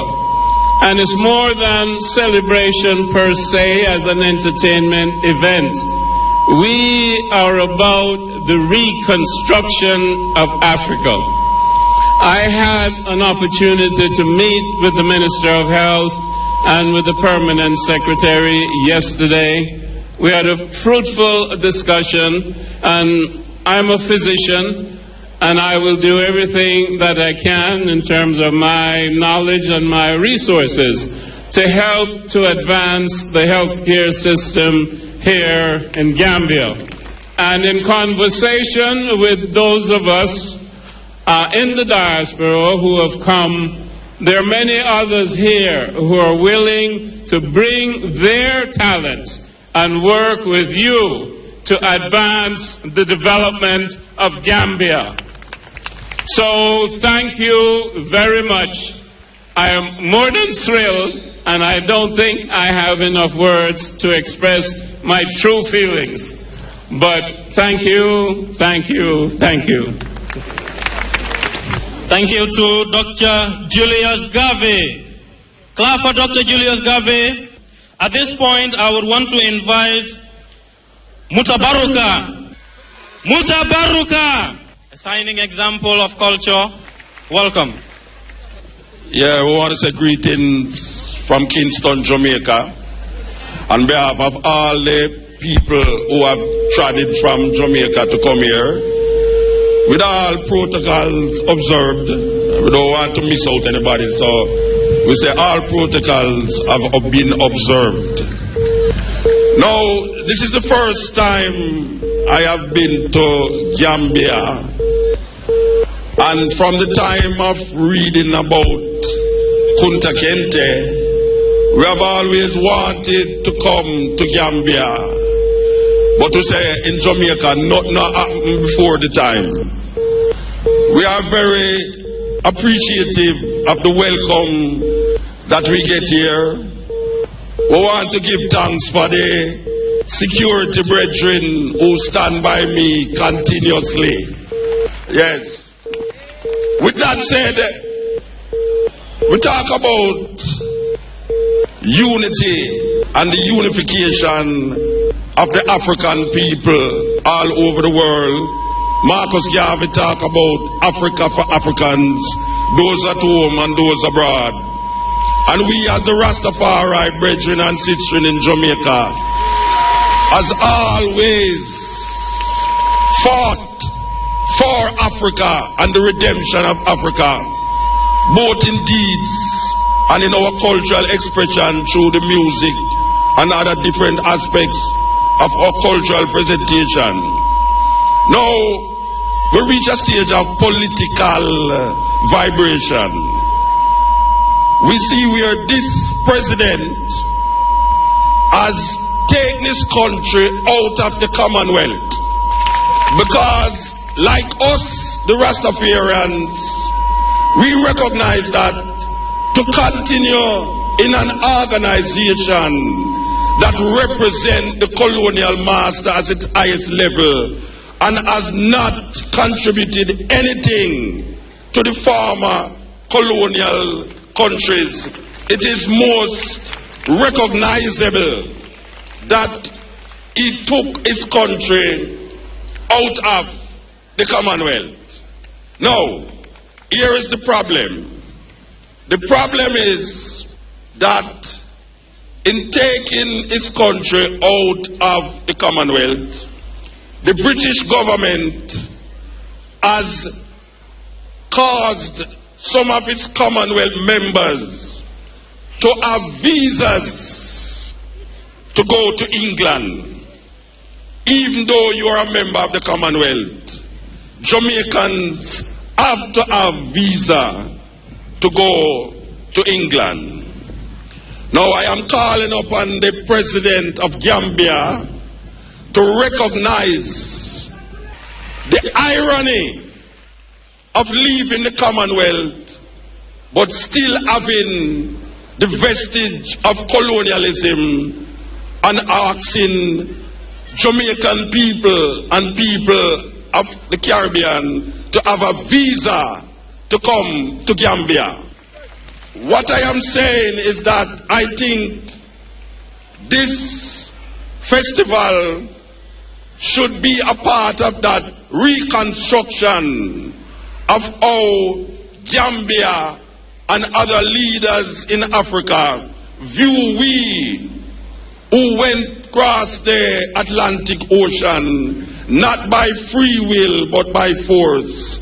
And now we have survived the bottom of the ocean, the whips and the lashes, to return to Gambia, only to hear that we have to have a visa, when we did not leave here with a visa. A visa to Africa should be illegal by the governments of Africa, considering it was the colonial masters who institutionalized this crazy, mixed up piece of paper that is telling we, the freed slaves, that if we want to come home, we have to have something named visa in our passport, when we did not leave here with a visa. And they, the colonial masters, is the ones that institutionalized this visa madness. So, my message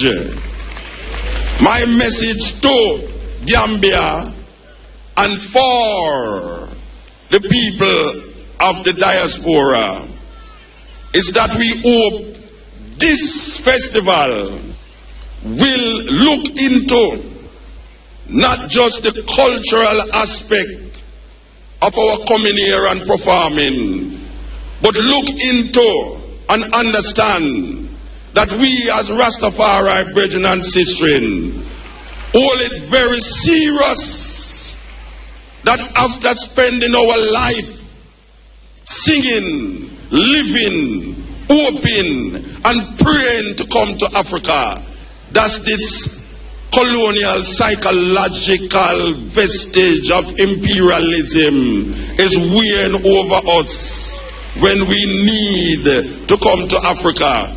And we are not saying that it will stop us. We are not saying that because we have to get a visa we will not come. We are saying that there is a psychological imbalance when we recognize that we are going home. And we have to use, apart from going through all of these European countries to get to Africa, I took a Brussels airline to reach to my yard. I took an American airline to reach to my home. There's no flight that is leaving the Caribbean to come straight to Africa. So apart from have to go through all of these colonial countries to reach my home, I then now have to have a visa to reach into my house. That's crazy. That's crazy. So, in parting, we are saying we recognize the festival and we love the togetherness. This is one of the only, I must say, I was telling my sister, after being all over Africa, this is one of the only countries in Africa that we come, and when we look at the people and how they dress, we know says Africa we are. We know that. So we feel good to know that.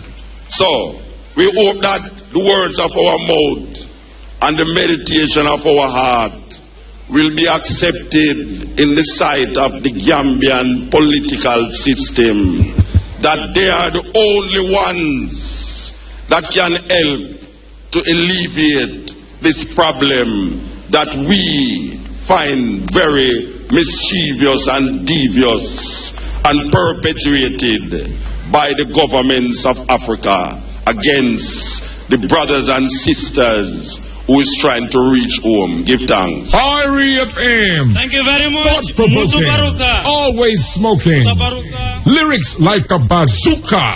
You are listening to Mutabaruka. Yeah, I was told that that message was transmitted straight into Senegal and the whole of Gambia. The next morning it was on the front page of the paper. And since I've been there, I think I've been on the front page of the paper more days than I really intended it to happen. But yes, it reverberates all over, and the people them recognize it, the ministers recognize it, and it's something that them looking into we were given word and assured that this would be something that the president would be interested in to stop this visa thing. So we're going to see what will happen. We think that we did use our thinking and our thought and our lips to express a lot of feelings by whole heap of Pan-Africanists and Rastafari brethren out here who's always saying this. You know, we've been to Ghana, we've been to Senegal. It's not the first time we have gotten close to our president in Africa. We got close to the president in Senegal, and he agreed with me. The only problem is that when he was about to do it, there was an election coming up and he lost the election. In South Africa is the only country I know where we don't have to have visa to go into South Africa. And I was making mention of this, that, you know, I mean, if South Africans can do it, why the other countries is so reluctant to do it, given that there are a lot of Jamaicans, even in Ethiopia now, that them they are years, 20 years, and still illegal aliens in there.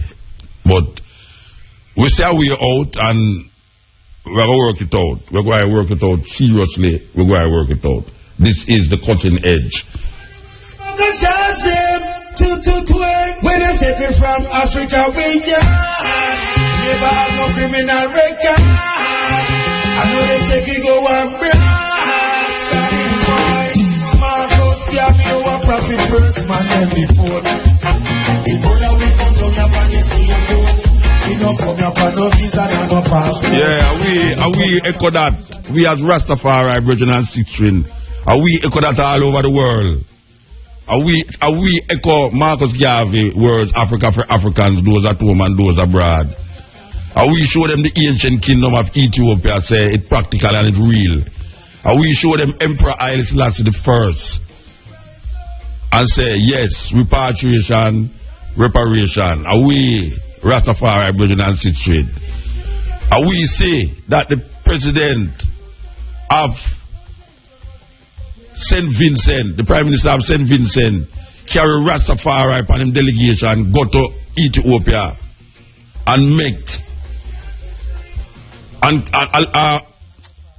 represent Rastafari and the sound that the visa requirement should be made null and void for St. Vincent's coming to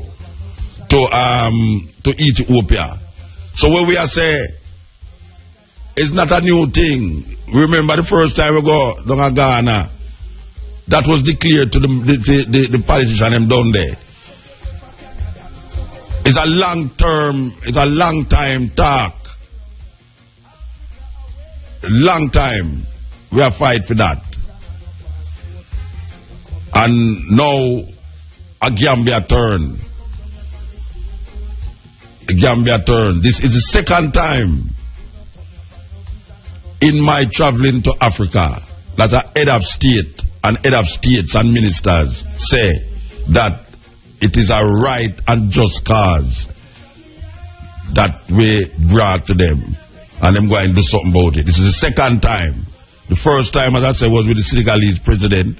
Him lose the election. This government not going to lose no election in 50 days. And according to what they gave us their word, that they will stop this visa thing that is holding us in bondage psychologically for how much years. The vice president agree, all of the ministers agree. As a matter of fact, several days after I saw where the youth arm of the Gambian youth arm of the UN, not the UN, the AU, wrote a letter in the newspaper and to the president declaring that what Muta said in that opening should be really responded to by the government, because it is a just thing. It is a thing that most Gambians agree with, and I must say that we were with the movers and shakers of Gambia, and they also agreed, because I said to them, look here, I don't want to use no welcome home as no symbol. It's not a symbol. When Rasta, and when I thought, whenever did a fight for Rasta, we said Jamaica and the Caribbean. That was our push. Jamaica and the Caribbean. The Jamaican people and the Caribbean people should not need a visa to come to Gambia. We said that, look here, we come here and we hear about welcome home, welcome home. We say, all right, welcome home. Well, show me how welcome I am. Get rid of the visa requirement. We never use a visa for going there when we go down there, because them waive the visa because of our status being there as, you know, Jamaica and them guests and all these things. Them never waive it for a whole heap of ones. That time I say $100 she pay for your visa. When we are going to Senegal at $75 US, no, $75 US, yeah, $75 US I pay for one visa for going to Senegal. So the visa thing is really a weird thing. Because meanwhile, the man tell me about that $75 for visa, and I take my picture and all them to put the visa. As me don't take the picture to the whole of them crowd me and say them want to take pictures, so I have to stand up in the it's the weirdest thing. You know, when you're there at the airport, you know, them say no cameras allowed, no smoking allowed, I don't. When I reach the Senegal airport and them don't take my picture to put in the visa, it's when I come out and go for my luggage, ratted. All the police them and immigration authority, we don't know which part the camera them come from out of them pocket. The iPad and the iPhone and all them something, you know.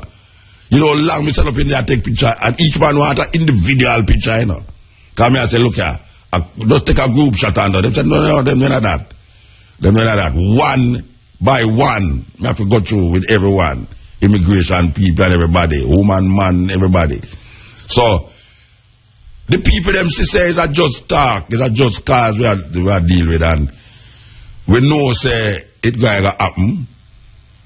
We are wait for other things to happen to, and as soon as we get that, we will declare where we are deal with. Because we say whenever just go there, we just go read poetry.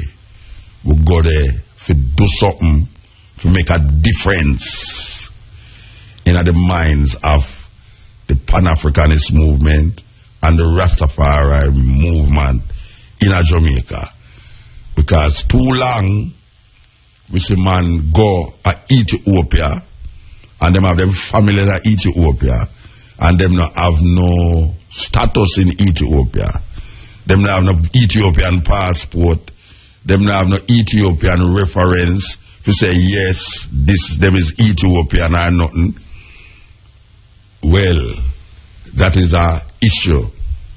That is our issue. Big issue.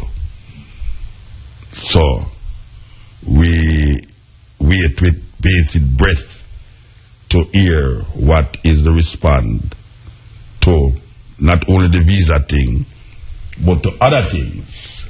And when we say other things, we really mean other things. This is the Cutting Edge on RFM.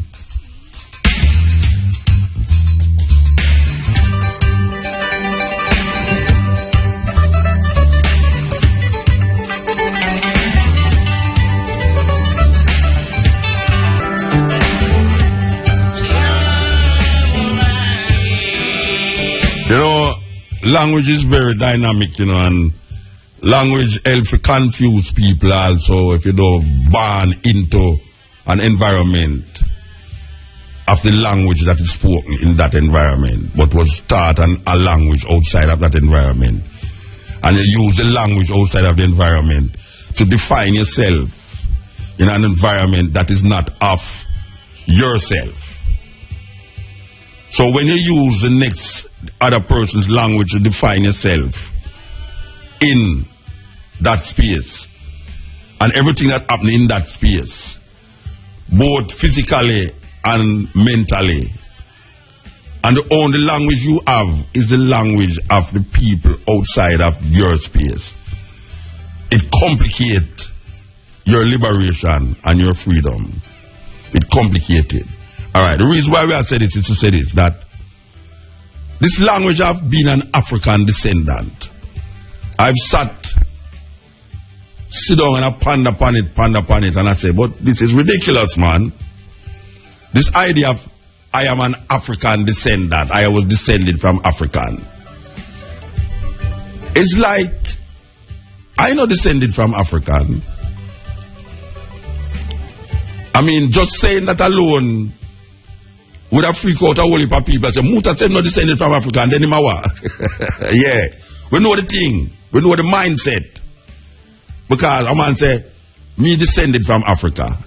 Me is a descendant of an African. Well, I declare, say, I don't know descendant of no African, you know. I is an African. I was not descended from Africans. I am an African. Is other people descended from I. The first human being on the earth was a black woman. Our bones is now resting in Ethiopia, the same place where the Rastafari and Ethiopian exhibition is taking place right now. That is fusing for the first time the legitimacy of Rastafari and Haile Selassie in Ethiopia. That bone is called Denkanesh. The Europeans say Lucy. It is said that it is the oldest fossil of any human being that has been found up to this point in time. 3.5 million year old. But listen to this. I realize I go to South Africa. I hear politicians, white people, I say this thing now, that them is African. And I hear black people, I say, everybody African. But think on it. How are you think on it? If everybody is African, who is a European? Really? If everybody is African, who is a European? Because it's not I define it, not I define it, you know. It's not I go through the whole scientific experience to say the African woman was the first woman, you know. It's them with them science and technology got dig up that and find that. I is an African. I not descended from no African. Because all others descended from I. It just so it go. So if a man, if I look at a European, I never tell a European say he's an African. I tell him say he descended from an African. I wonder if you follow the drift, follow the logic so we are work with you now. Because it's very important in the definition and how we go forward in defining yourself. Because the whole world, everybody in the world cannot be African. But I know say everybody in the world descended from African. A caterpillar is not a butterfly. And a butterfly is not a caterpillar. But guess what? The butterfly come from the caterpillar. You don't walk around the place and say, see a caterpillar fly. The butterfly is not saying that I am a caterpillar. The butterfly descended from the caterpillar. It metamorphosized into what we call a butterfly.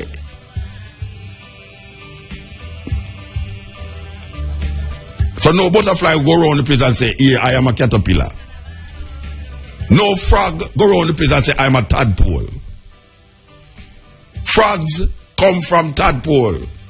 Tadpole cannot exist outside of water. Tadpole lives in the water. And the tadpole becomes a frog. When the tadpole becomes a frog, the frog cannot reverse that evolutionary process and go back to being a tadpole. So a frog is a frog. But a frog is descended from a tadpole. Now, the law of nature show me that Europeans are not Africans. Them could have tried change the definition and try to change it a little more. Them could have tried change the definition and try to change it a little more. A European is not an African. Just like I am not a European. No matter how long I live in Europe, I am not a European. The Commonwealth is created with a thing named British subjects. If you're part of the Commonwealth, we are all British subjects, but we're not English. We're not English people. We're British subjects. An Englishman can't come tell me say he's an African. Yet still I know say he is a descendant of Africa. An African. Well, if he is a descendant of African, I am not a descendant of African because I never descended. I am. I am. So this definition is a serious thing. We have to make it clear in at this time. Who is an African? Who is an African? Everybody in the world can be African. It's madness. And that is what they might bring to it now. They might bring to the table now to say, yeah, them can't come in Africa now and claim Africa because them is African.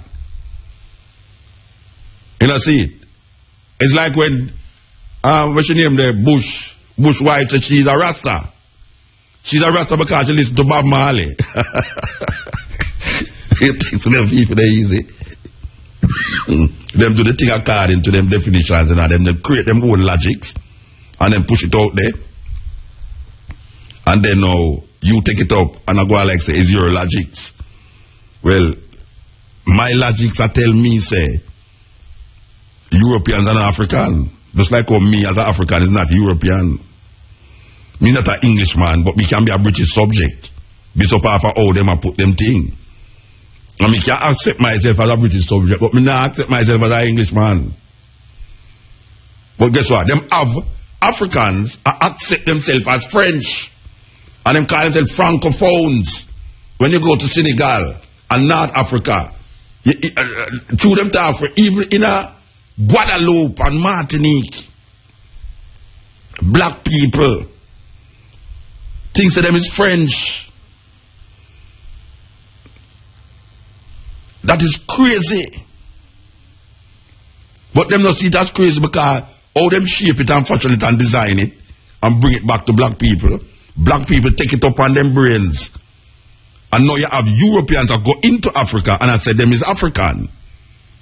You have some people who down in South Africa where they can't take black people. We say them African. And we didn't know how to follow the logic. And I say, yeah, well, yeah, of course, whatever Africa. Then the world will come from Africa. White people never come from Africa. White people did not come from Africa. White people come from Europe. When the first man and the first woman did a travel across and them go over into Asia, them call them Homo sapiens. You have all kind of sapiens that walk the earth and they migrate, and over thousands of years climatical conditions and environment change the mind and change the understanding and change the way how people behave in them environment. That's why I have a thing named anthropology. Anthropology, the study of the human in them environment. So there's a book named The Iceman Inheritance, written by a man named Bradley. I think it's Michael Bradley named The Iceman Inheritance. That shows you from the Ice Age, Worm 1 and Worm 2, how the evolutionary process go in terms of Europe and Africa. And the Europeans develop in Europe. These Africans, over a period of thousands of years, develop a different species of human beings, later to be known as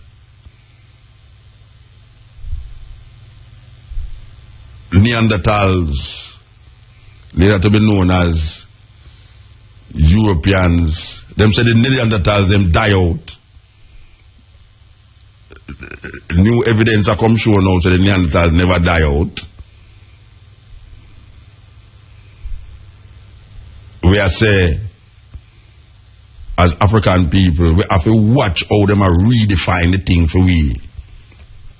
Because that is what is happening. That is what is happening. They are redefining the thing. And the more we start to know ourselves, and the more we start to get close to Africa, is the more you're going to see all of these things redefining itself to make it look like, okay, no exclusion. Because you can't go to Europe, but do what Europeans do to Africa. Powerful, and people don't like you when I say these things. But when I say it, because bad mind and grudgeful and racist and all the words that them can call you because you talk this way. When I say it out of vindictiveness. But if you look on the world today, and you look on the men them who control the world, if you look on the Europeans, if you look on the Chinese, powerful men who can change the world. These men are white men, and them don't married to black women. Serious thing. The Rockefellers, the money lords, the people who control the media that start wars and create wars with the stroke of a pen. They will sleep with a black woman in the dark, but they will not marry to a black woman. It's not me create that. That is a reality. The Chinese, who can make a difference to the world, the politicians, the scientists in China, you don't see none of them with a black woman upon them arms, arming up a Chinese, or arming up a black woman.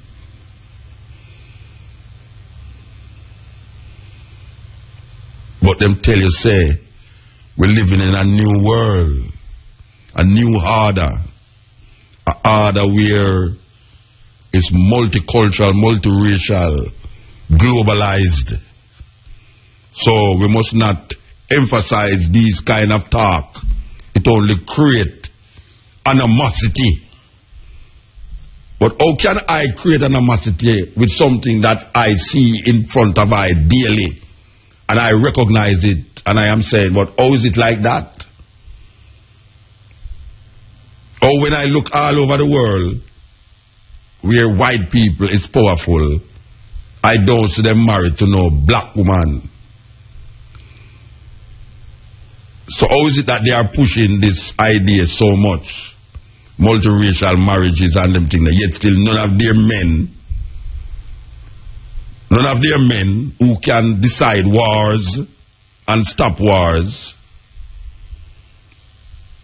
none of them men who can prevent money from going from here to there and billions and trillions of dollars moving. China and Russia is now signing a track for gas, $500 billion. None of these men who ink those contracts married to black women. Black women in the power game is after I sign it and I want to have a ball that I have done the work and done it well. Let's go and have some fun. And most of the time the fun is with the black woman. And a lot of Africans going on boats over from North Africa into Italy, drown. And it's not Europeans sending them there. It's them of them own free will. It's not like when I did leave Africa and reach over here. So I never come here because not by free will but by force. There's going after them own free will because them feel their life not good in them countries, so them go over there so it's better. And them pack up boat and drown. Or they are sold into slavery. Slavery in Mauritania is a big thing. And they are sold into slavery. And they go into Europe and become all sort of things that they would never be in their own country. They promise the order of grandeur and good life. Like some of us who get visas to go to America. We think it's so it go. We'll leave a Rasta, get visa, go to America, and when you see them on Flatbush Avenue and Natstrand, I drug them and sell cocaine, crack, gun runnings. Them end up in the Bronx. Them end up in Queens. Worse off than when them they are Jamaica. But the life, the bright light, and the fast food chains catch the eyes. And we get dwindled into obscurity. We die and kill ourselves and did not go under the ground. So we're faced with that now they are defining for us who's an African. Who is an African? Everybody's an African. According to them, I hear white people say them is African. Who have no connection with Africa. Them do have Mauritanian blood in them. Hardcore Europeans say them is African. You go to South Africa, these same people who don't like the black people, them don't even like the colored people, them in a Cape Town neither. The Africans say them is Africans. And you can't say nothing about that because South Africa under Nelson Mandela has become a rainbow country.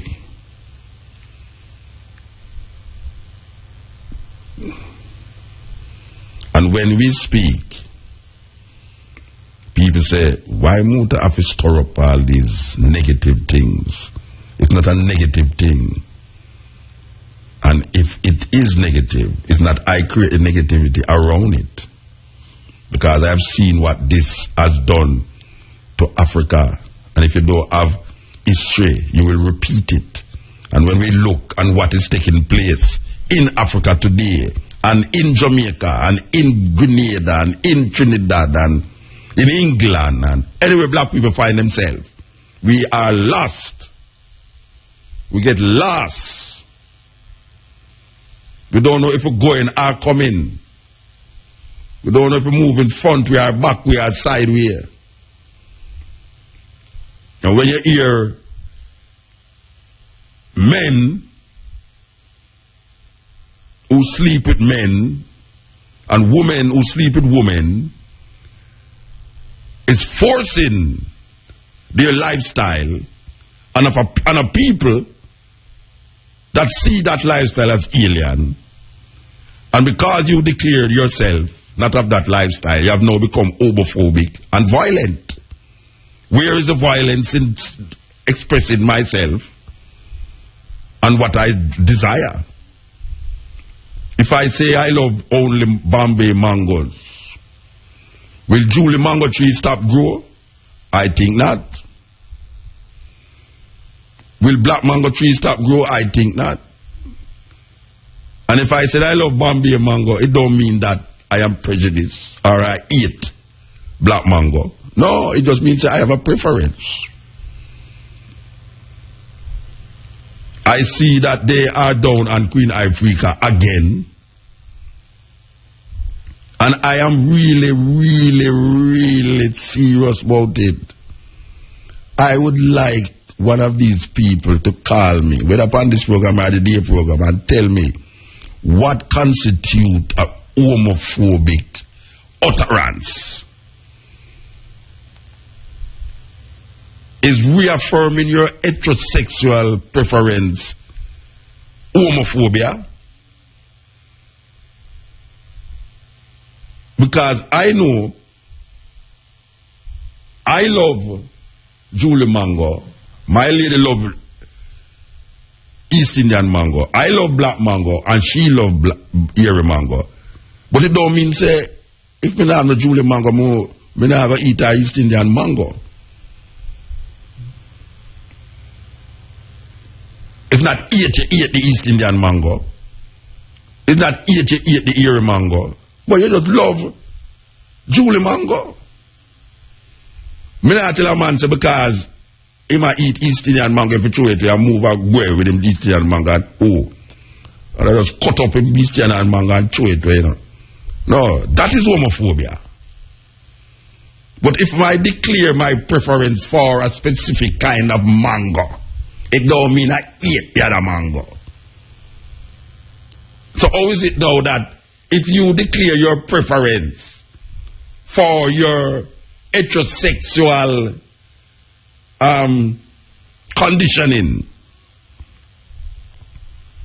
you are expressing your heterosexual conditioning, let us put it that way, and you are not telling anybody to go and kill anybody because of their love for Julie mango. How is that it? I don't understand it. I don't really understand it. If I am saying I am an African and I am declaring my Africanness, it don't mean I won't go to Europe. I've been to Europe and back for 40 years now. We are going to Europe and come back. We are going to Africa and come back. We are going to Australia and come back. We are going to Japan and come back. We are going to China and come back. We are going to all places and come back. I know fine say I eat any of these places, but I have a preference. I prefer Africa. Because if I don't live in Jamaica, it's only Africa that I live. I can't see myself I live in Florida. I can't see myself I live in New York. I can't see myself I live in England, Switzerland, Germany, France, and all these places. I cannot see myself that way. If I leave Jamaica, I have to be in Africa. It has nothing to do with my Rasta sentiments. I don't love a place because of my Rasta sentiments. I don't love Ethiopia because Haile Selassie is supposed to be in Ethiopia, and Ethiopia is where we're supposed to be. Africa is Africa. And any place that I feel say, yes, I love this so, it's this so. It don't mean I don't like the other place. It just means that, boy, after going through all the place, you know, there's something like. So who the hell is these people? Who is these people that is lobbying against people who I have never heard, and them always referring to her in the stadium? I'm talking about Queen Ifrica now because everything connected. Everything is connected. This Africa thing, and we are defining who is African now, and people are defining who is African to we. And I tell you about homophobia, and I define what is homophobia to we, that you can't utter nothing about heterosexual. In other words, little more if you go up and if like me now, maybe soon you will hear say I am homophobic because I say me is heterosexual. So little more if you go ball out and say, you see me is heterosexual, you know. You guys see it there? Yeah man, me could ban him. So little more you have to go hide as a heterosexual and don't come out of the closet. Because them going to go hold in a closet because we say he's heterosexual. And if you say it, you're homophobic. What kind of madness is that? Who's deciding these things? Who's deciding these things? Just like when man said, we are all Africans. Who decide? I'm his descendant. Oh, them come because, oh, the hell, these people has now become Africans. And me still around the corner and say, me is a descendant. I have never heard a white person say, them is a descendant of African. Them say them is African. It's black people, me around up and down about the boat. I am a descendant of African. I'm a descendant where? I am a descendant of no African. And I love women. It don't mean I am going to kill a guy who love a guy. And I'm going to kill nobody because them love another body. You understand? But I must be able to. Oh, we reach that stage where we have to depend on the radio attack like when we attack. So no, it's a given thing. We reach it so. That you have to try to explain. Say, look, I'm not a guy who they kill people. You know what I mean, me no business about what I sing or what I sing. But me know say this idea about Queen Africa is a problem. It's a big problem. You know, see it. Them ostracize the Gambian Prime Minister, President, because him say him not tolerate homosexuality, them old back things, and him say him no business about that. Because him don't get where I get free money that is a different place. A different place if I get free things from. So him say to hell with them and just left the Commonwealth. You can't come tell me in my country where to do and where not to do. Who is you? Because I have money and big gun and all them things there. It's a serious thing, brethren and sisters. Serious thing. We find ourselves in a situation where we have to fight hard. And sometimes when we feel so we are winning, we have to fight harder. Because you have black people who just dizzy. We're dizzy. You see it? So when you hear all I want to talk about Africa, you're like, hey, what a Rasta thing. Africa is not a Rasta thing. Africa is black people redemption. Africa is not a Rasta thing. It's black people redemption. So when we start to define everyone as African, no.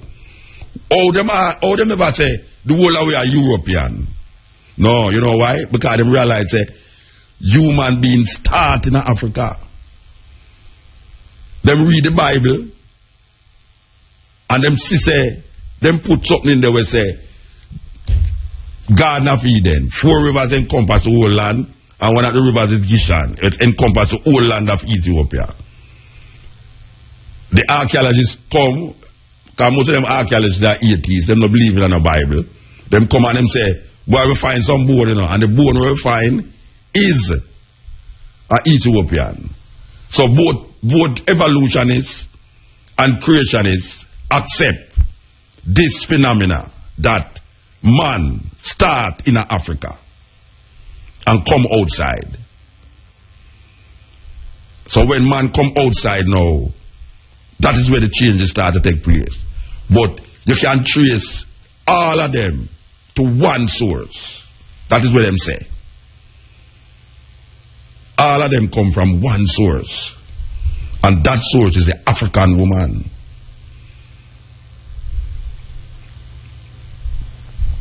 I am an African. Born African. Is an African. And will die an African.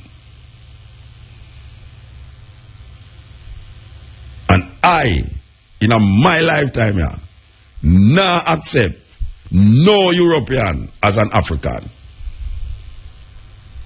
But I have sense enough to say, because the evidence that is given in this time show me that all human beings come from that part of the world. I will concede that Europeans descended from Africans. I will concede that. But as I said before, a tadpole is not a frog. And a butterfly is not a caterpillar. But the two of them come from each other. But you cannot reverse the process. Within the butterfly, a butterfly is a butterfly. Oh, beautiful butterfly that fly high, high, high. And the caterpillar sits there waiting to be metamorphosized into this beautiful little thing that fly. There's no way somebody can tell me that a caterpillar is a butterfly. But I know, say, the butterfly come from the caterpillar. And I know, say, tadpole can't live without water. And you have many more creatures and animals that is of that same kind of help. But the African human being, we must not allow people to define us and then trick way into defining themselves. All right, good example. Everybody who go to Gambia can bear me out. Everybody who are listening to me right now who go to Gambia can bear me out. There was a princess from Spain amongst us. She's about 80 years old. Very agile woman, and she walk the walk and she go on the boat them. And this is a princess from Spain. She went to the initiation to change her name. That's a serious thing. That's a serious thing. This is a white woman. Spain at that, Spaniard. Change her name. There were many others there who changed their name. Well, not change their name, but accept a next name. Now, the other night, with the president having birthday party, and our table, we have me, Sizzla, Olamate, Scratchelus and him daughter, we sit down on the table. President call me up beside him, them a party, well, if body dance, as we call up on the stage. So we there, we are dance and feel good and all them thing there. And Sizzla, no, one white man come on the stage. When the white man come on the stage now, him look on the president and him say, I would like to be a member of your party. And I would like to change my name. Listen to me carefully now, we are going now, This is a white man from Europe, And I say, well, I like change his name. So, Sizzla introduced himself to him now. But Sizzla introduced himself not as Sizzla Kalanje, but as a name where he was initiated in several days before.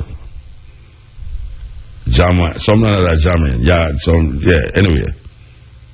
So the white man never understand what he was saying. The white man never understand what he was saying. So the president repeat the name to the man. And him still never understand him. I tell the president, he want African, he want a name. So me look past Sizzla and I say, Sizzla, well, just give him the name Colin. Just give him the name Colin, because Colin your name, just give him back him name. That's it. And Pierre Dice, this now we start to laugh after the whole idea. Say, yeah, true, we should just give him back the name. A white guy come say, want to change name, but that is all the thing go now. And that we are show you.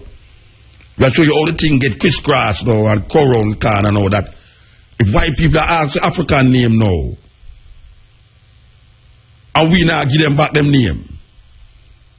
If a guy come to me and say, boy, if him look at me and say, boy, Muta, we love you, give me a name now. I tell him, say, all right, you are, take Alan now. That's what we are doing, Yes. But that is where they know. If they were the thing, I get so confusing now that little more, you can't separate the idea of being an African, but them can't separate themselves. Being European and call and tell you say them is African. Oh, it's weird. At the side gone. Serious thing. It's like reggae music. It's like jazz. Jazz music is black music. Reggae music is black music.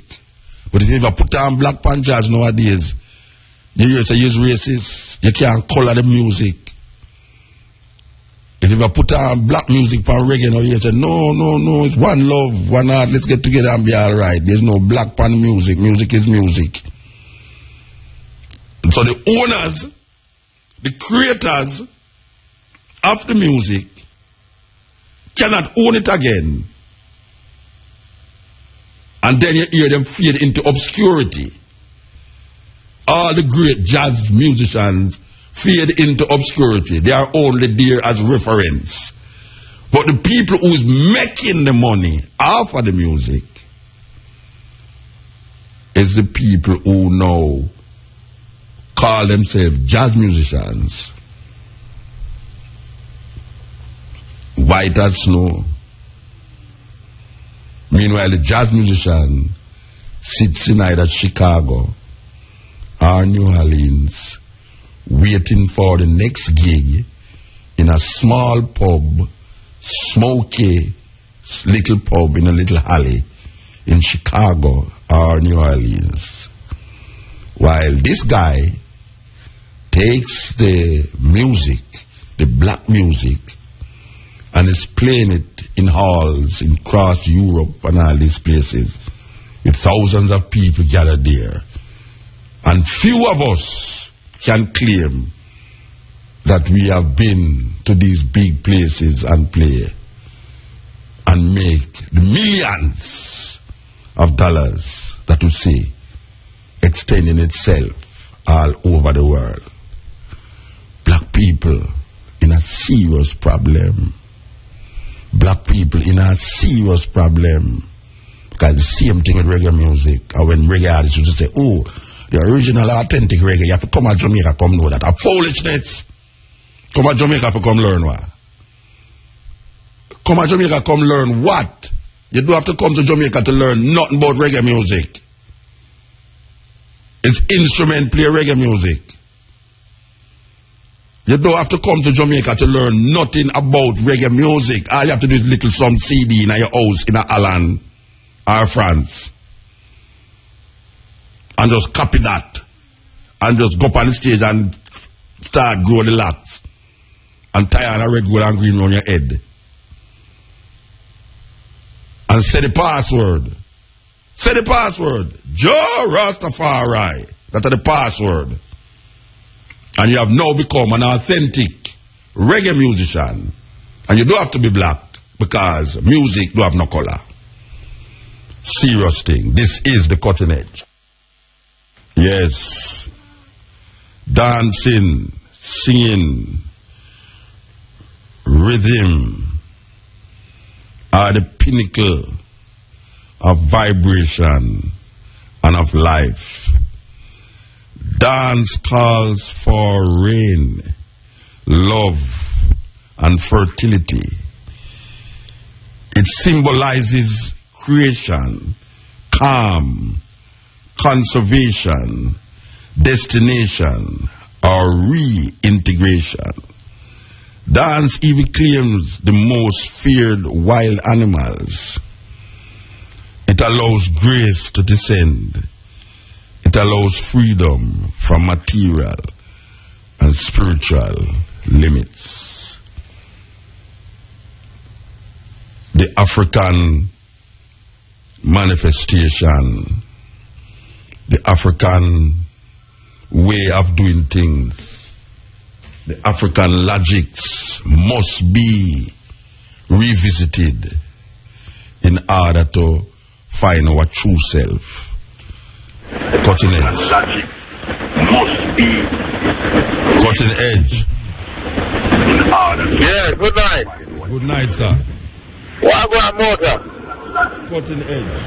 Yeah, man. I think that I hear from Capital Police station, man.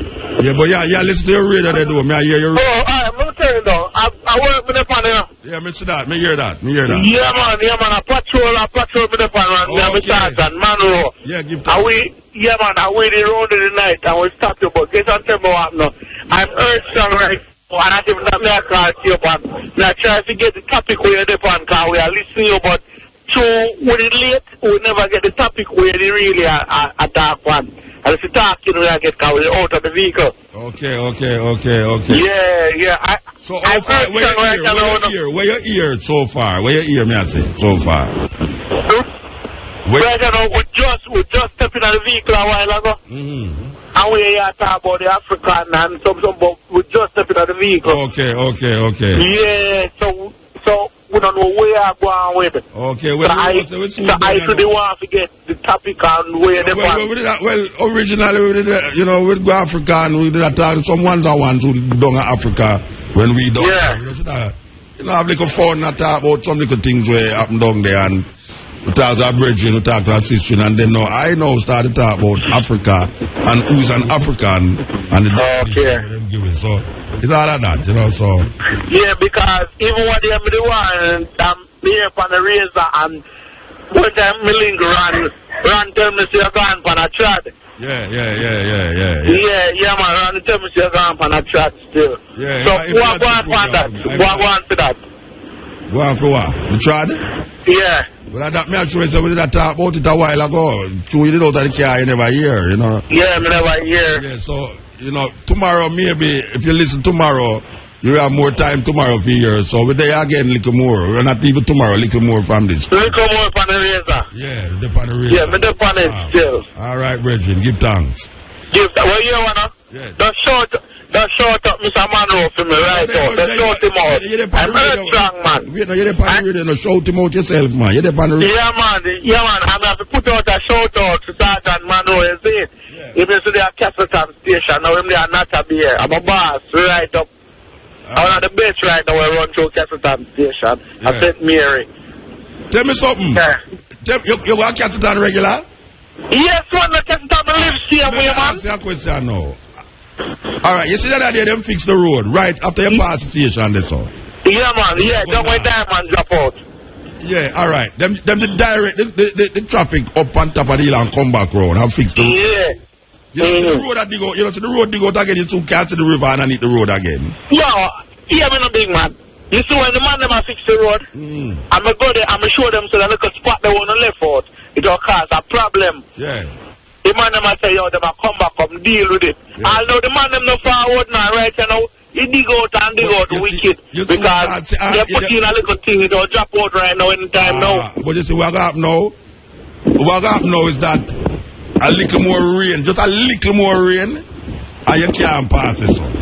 Look here, every day we have rain around it. Yeah. Let me tell you something, which part this thing that I shot from? You say from Sunday. Yeah, man. Little before Sunday, it's the diamond shift. Yes. Them come do a estimate on it, and them say, pan a estimate there, it will cost 19 million to fix it. I just me tell you, I did it. Yeah. Because I just from the road, me live forward again. Book Sunday come and the whole thing drop out. They say that 30 million it will cost to fix it. When them done, I tell you, you see when them done right now, it's a little hole they will left right now where I dig out. I show them that says right now, the man them now come and say less than 10 million to fix the hole there. Because if the man they fix it good from the beginning. Right now we wouldn't have the hole there. Because we tell them say that hole they have to fix. But you want me to know, Brethren? Me drive through Junction every Wednesday and go back through there every Thursday. And let me tell you something. Every one of the old them with them, 3 weeks now, me not drive through there, coming out there, right? And the rain start fall. Every one of the old them, what me see right now in a Junction, is the same old them the day when Sunday come. And them did fix it. Them fix it, but no, me see the old them come back. That me I say, but wait. But not the same place, me nearly dropping at the old so I have to remember now, say, oh, I old this one, I old this one, I old this one. I stand the camera to hold them. Where I go out with, man? It's terrible anyway. It's terrible. Anyway, we have to move. Well, I have one joke for you before. One joke. Yeah. You see, right that side inside the police station. Yeah. What all they did, you see? Yeah. It no matter how we call NWA to fix the wall. The wall no fix. Yeah. You know how the wall fix? One supervisor from NWA a drive and lick in a wall and tear off the wall and left wheel. And the next morning, every wall fix within 1 mile radius. You know? Well, brethren, may I tell you, say, it's the part the way Mr. Big out as you know. A judgment. It's going to go terrible. No one pass it every night. Yeah. So me know how it's here. Yeah, anyway, give thanks, brethren, give thanks. Yeah, man, give thanks, man, and me glad say you go up on your chat and you're forward and everything is in good condition. Yeah, man, everything in good condition, man. Give thanks. Yeah. All right. All right.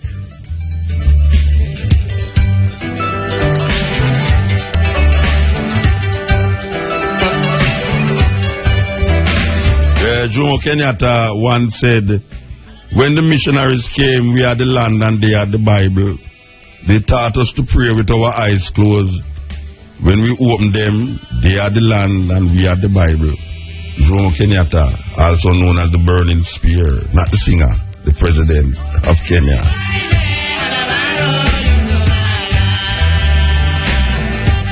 Yes. Cutting edge. Aye. Blessed man. Blessed I give thanks forward up, you know. Yeah man, give thanks, brethren. Yeah man, I listen to the Pope, I listen when they talk up again with the and sorry play when they say boy and them say the people my cut all into with the machete. Oh yeah. And then have all the machete to cut all the pure seed, you know. Yeah man, that's a boy a big magic that I am Muta. Yeah. Yeah man, me respect that I had. John know me say already when none of that come live to say I refer no live again, you know say it. Oh, you forgot to say that man. Then who did the party cutting edge? I know Miguel did the party cutting edge, man. Yeah man, well Miguel, yeah, because we not chat to him still. Oh, you talk to him. Them only talk to him too. You know the voice said we man, me did chill. Yeah, you know but you don't know say there got father in the fire. Okay. You know say nothing can nice it out there in the fire. Alright, sir, if you say so. I don't know that, you know, yeah. So when me say them time, they still, you know, because they are perfect, you know, yeah. They know the thing, you know. Yeah, man. John know me, I tell you, star. I first this, R.I.P.Maya, man. A big park in the fire. Yeah. You think a joke thing that, man? No, me not think a joke. Yeah, man. Me I tell you, say star, me I tell you, man, every man listen you in a Gambia and Sizzla there. Yeah.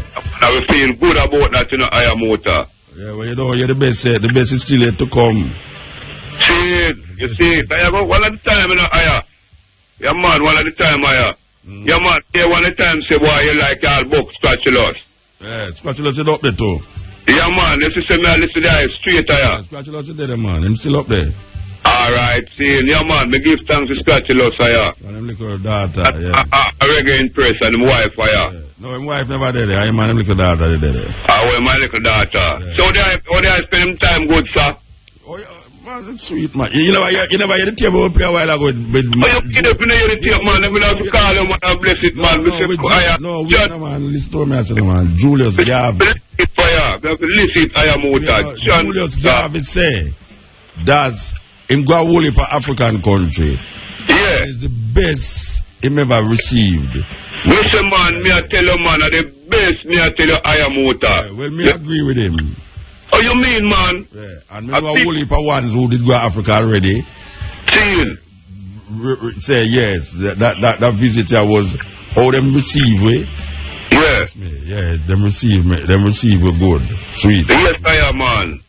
Me say one of the best, me I tell you, Muta, one of the best, me I tell you, star, John, you know, see. Boy, me I tell you, say, boy, they make the whole world in like the get up, me I tell you, all the dead dopey get up, me I tell you, star. Where them get up for? Yeah, you laugh, you think I joke, me say all Bob Marley, Jacob, me everybody have to get up, me I tell you, Michael Jackson, everybody. Yeah, and she say, yeah, something that go on, you know, where that we want to go on for a long time. You know, the dopey have to get up, Rasta, you wake them up fire. Yeah. For me tell you, fire. You know, see it. Give thanks, brethren. Give thanks. Yeah, man, and bless up there and big up their family. Yeah, every time. I did more. Yeah.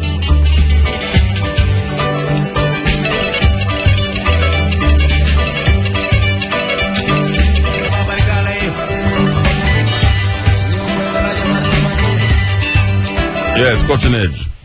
Greetings, Muta, Edge Stepping Razor, you know? Yeah, man, give thanks.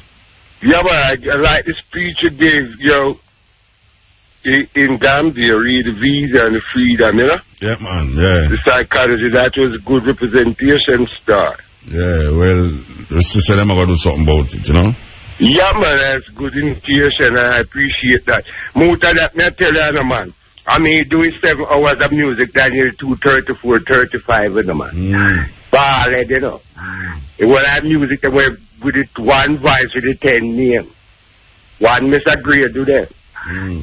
A greatest and a ballad, you know, but a Rasta. Alright. So even Jesus Christ, I like to wake up this morning, and I sing naturally, coming out to practice of my voice, you know. Me can sound like Junior Reid, Bob Marley. Let me hear Junior Reid. Let me hear the Junior Reid voice, then, no? I mean, you do a song, man. Let me hear it now, man. Just with the passport. No, you don't sound like Junior Reid. I mean, you do the lyrics, they move up on the tape, them when people, them say, all of them, all of Chronics, Wilfred Gray. Well, you listen to them voice and listen mine. Yeah. I mean, now, I say my wife that foreign, I sing about the Muta. And I me come over and remind people, say, me a Jamaica and a Jamaica heritage. Okay. I mean, the whole I think them with the youth, them a hustle off, and me have to take music. Well, you have to go get some money from them, man. Them have to come to me. Okay. But me have the more music and the Muta. I'm sing live on their parties, I want new lyric. I wake up this morning. We're the feeling or not feeling, know the feeling that it just can't hide. Wicked. The great Jamaican. You deserve to record it, man. You deserve to record it. Let me record them move. We have to move. We have to move. Yeah, listen here. Yeah, we have to move here. That love. Yes, yeah, he can't sing, you know. He can't sing. What you are talking of parables and horribles to me. You know that way there? Okay, where we there? So we're going to this country where you can get a maximum of 5 years to bleach. Serious thing. Bleaching. And them not criminal over there, them shot them. Them call it execution, firing squad. You can get a maximum of 5 years to bleach your skin in that country where we just come from. I think it's a joke. Yes. Cousin Edge. Yes, Muta. Blessed man. How you doing? Yeah, man, yeah, man, bless, yes, you nice. The program? Nice. Yeah, late, but just I catch it late, you know, and thing. Okay. But I hear the things went well in the Gambia, you know? Yeah, man, sweet. Yes, and the reception by the president and the Gambian people in general, very good. So, all praises to the ancestors and those Africans in the Gambia. And from the point that I was making, in terms Africa, of no descendant business, we are plain Africans. Yeah, man, we are African. Full stop. Yeah, we're not descendant from African, man. Exactly, no descendants. African straight. And supporting also Africa, who again has been attacked. Yeah, by the guy. By the homosexual gang, because of her stance where homosexuality is concerned, and also supporting Professor Bain, who should get his job immediately. Because one of the arguments that I noticed, for example, some of the supporters of those who said that Professor Bain should lose his job are saying, and I read something by Ian Boyne, is that a question of freedom of expression, but the people who hired him lost confidence in him. Ian Boyne and people who said that are totally wrong. It is a matter of freedom of expression, because chart that Professor Bain was hired to run, the mandate for it is not to promote homosexuality. It is to treat people who are sick. And as an expert witness, he gave true scientific evidence in the case in Belize in 2012. And the mandate again for the job for which he was sacked does not say that it is for the promotion of homosexuality, but it is for curing those who are sick from sexually transmitted diseases, which is what the professor, the distinguished professor of many years, has done for many, many years. And even the very patients of his and some of the detractors admit that he has performed brilliantly in his medical treatment over the years of all of his patients for years. Yeah, well, we just say now where every time you say something now related to sex and opposite sex, you say you're homophobic. Exactly. But they are heterophobic. Well, we still have to come out of the closet. Yeah, but definitely because the way they are going on, if we don't stand strong, and I'm glad for those who are coming out supporting Professor Bean and Queen Africa, you know, other than you and I and so on, then we will be numbed into silence that we are not supposed to say anything. Yeah. That freedom of expression is only for them, and this is why Queen Africa had to do the tune Freedom of Expression. Yeah. After she had made that comment last year and she came under attack. But up to now I don't see the gay community fighting against the printers of the Bible that still have those two verses in it we talk about killing homosexuals. I don't hear them say go against the Bible. Or me not hear them I don't hear them saying burn the Christian Bible that contain those things. Yeah, I don't see no big uproar in a no square where all Bibles burn. I don't see that. And it brings to mind the same type of attack that they brought against Shabarangs years ago, you know. Yeah. It was on TV in England. Yeah, when them say about because I was Bible. watching the program at the time. All he did was quote from Leviticus. Yes. And instead of attacking Leviticus, they attacked Shabba. This and all Shabba did was quote Leviticus. Yes. As a man who grew up in an environment where grew up in an environment with the Christian Bible. You can't blame him. You have to blame the person who teach him that. Precisely. Yes. So no, we don't hear nobody. We don't hear no all J flag out. We don't hear them make no statement against the Bible. No, I've never heard them making any statement against the Christian Bible. Yeah, and the Bible is a homophobic book. Doing that. The Bible is a homophobic book. Yes, but check it too. We use the word homophobic in a sarcastic way. Because phobia means fear. Fear. I don't fear homosexuals. No, we don't fear women. I don't fear women. We don't use that word. We don't fear homosexuals. We disapprove of their lifestyle because that lifestyle, as evidence has shown, leads to diseases because interaction with filthy matter, what we call doodoo, etc. and so on, promotes the spread of disease. This is a fact. Yeah, well, we don't really. This is no if and but. Yeah, all right. We want to talk about something else. We can't spend a little time where we have to talk about. No, that is true. But apart from that, on August the 1st, there's going to be a march of Africans, not African descendants. Yes, I want people to get that clear. On August the 1st, assembling at 11 o'clock in the morning at Greenwood Square in Brixton, opposite the Town Hall in Brixton. August the 1st. Town Hall. Yeah. Yes, August the 1st. There's going to be a march of Africans, not black people, because you know a lot of people say them black, but they're not Africans. But a march of Africans. Yes. From Greenwood Square, Brixton, from 11 o'clock, straight to Downing Street, to hand in a letter of reparations, demanding, not begging, demanding reparations. And the reason for this march is to galvanize and to make African people, otherwise who are not aware of the issues of reparations and repatriation. And as you know, Muta, Marcus Garvey Jr., when he founded the African Nationalist Union Party in 1968 in Jamaica, while we were going to Kingston Technical High School, had that as one of the main things in that political party to which I belonged and which I used to distribute with him and others in the organization. Yeah, which I was also right? part of too. Yes. I was also part of too.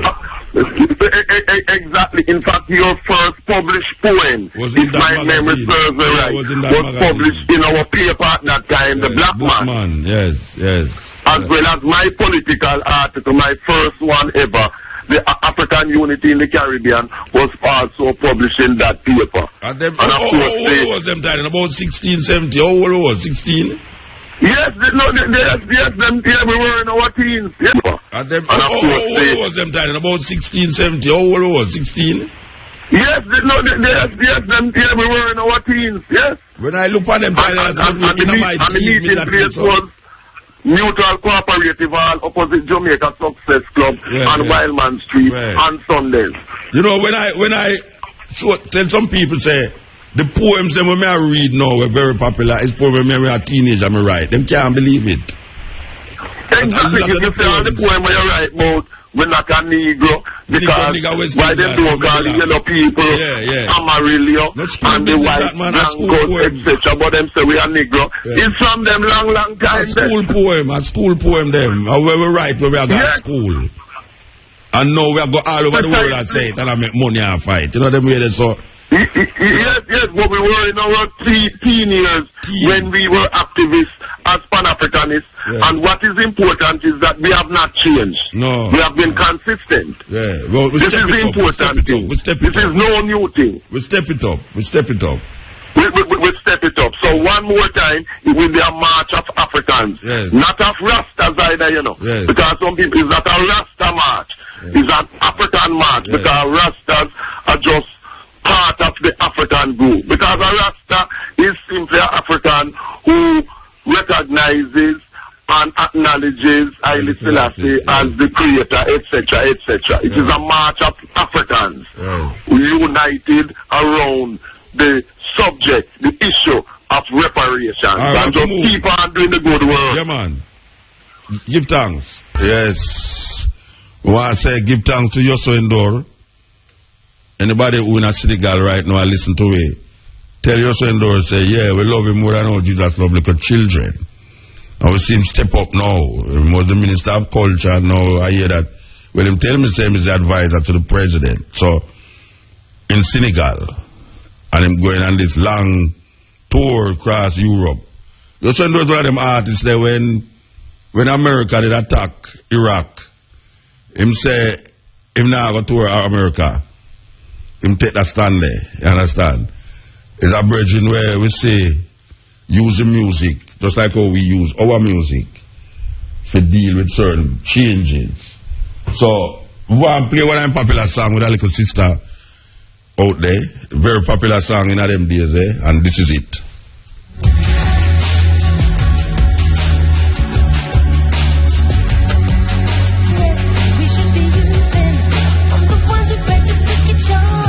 Yes, Captain Edge. Blessed. Yes, Muta, the African liberation being in the mountain, you know. Give thanks for the chat, man, the experience and manifest what you can manifest over Africa and chat forward, you know. Yeah, give thanks, man. Yes, Muta. So when you go up there? Anytime I know, because the whole earth of fear now. But the whole earth of fear, man. I ask you when you go to Africa, we have to go the whole earth of fear one. Brother Muta. Yeah, make the world here, and I. No, me ask you when you go to Africa, when you go to visit. Yeah, man, it is in the picture now, anytime now, in the 2014 and beyond. 2014 and beyond.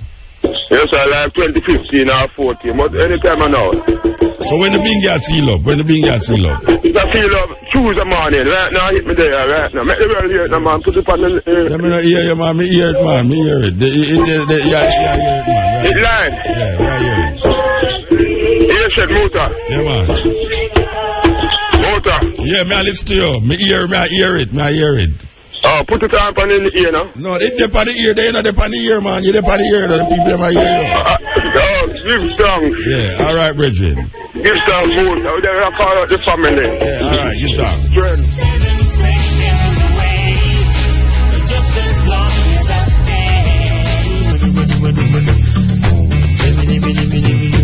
Yeah, give thanks to the moment, give thanks to the time and the energy. You know, we'll be back here from 2 to 5:45 with the stepping razor, the art of war. What could I do without other people? Arriving here, I was in their hands. Leaving here, would I still be in their hands? I am nothing without someone else. If she slips and stumbles, I will stumble with her. If I cannot hold her up. This is the Cutting Edge on RFM. So, the man called Matrix is in the house. Yes.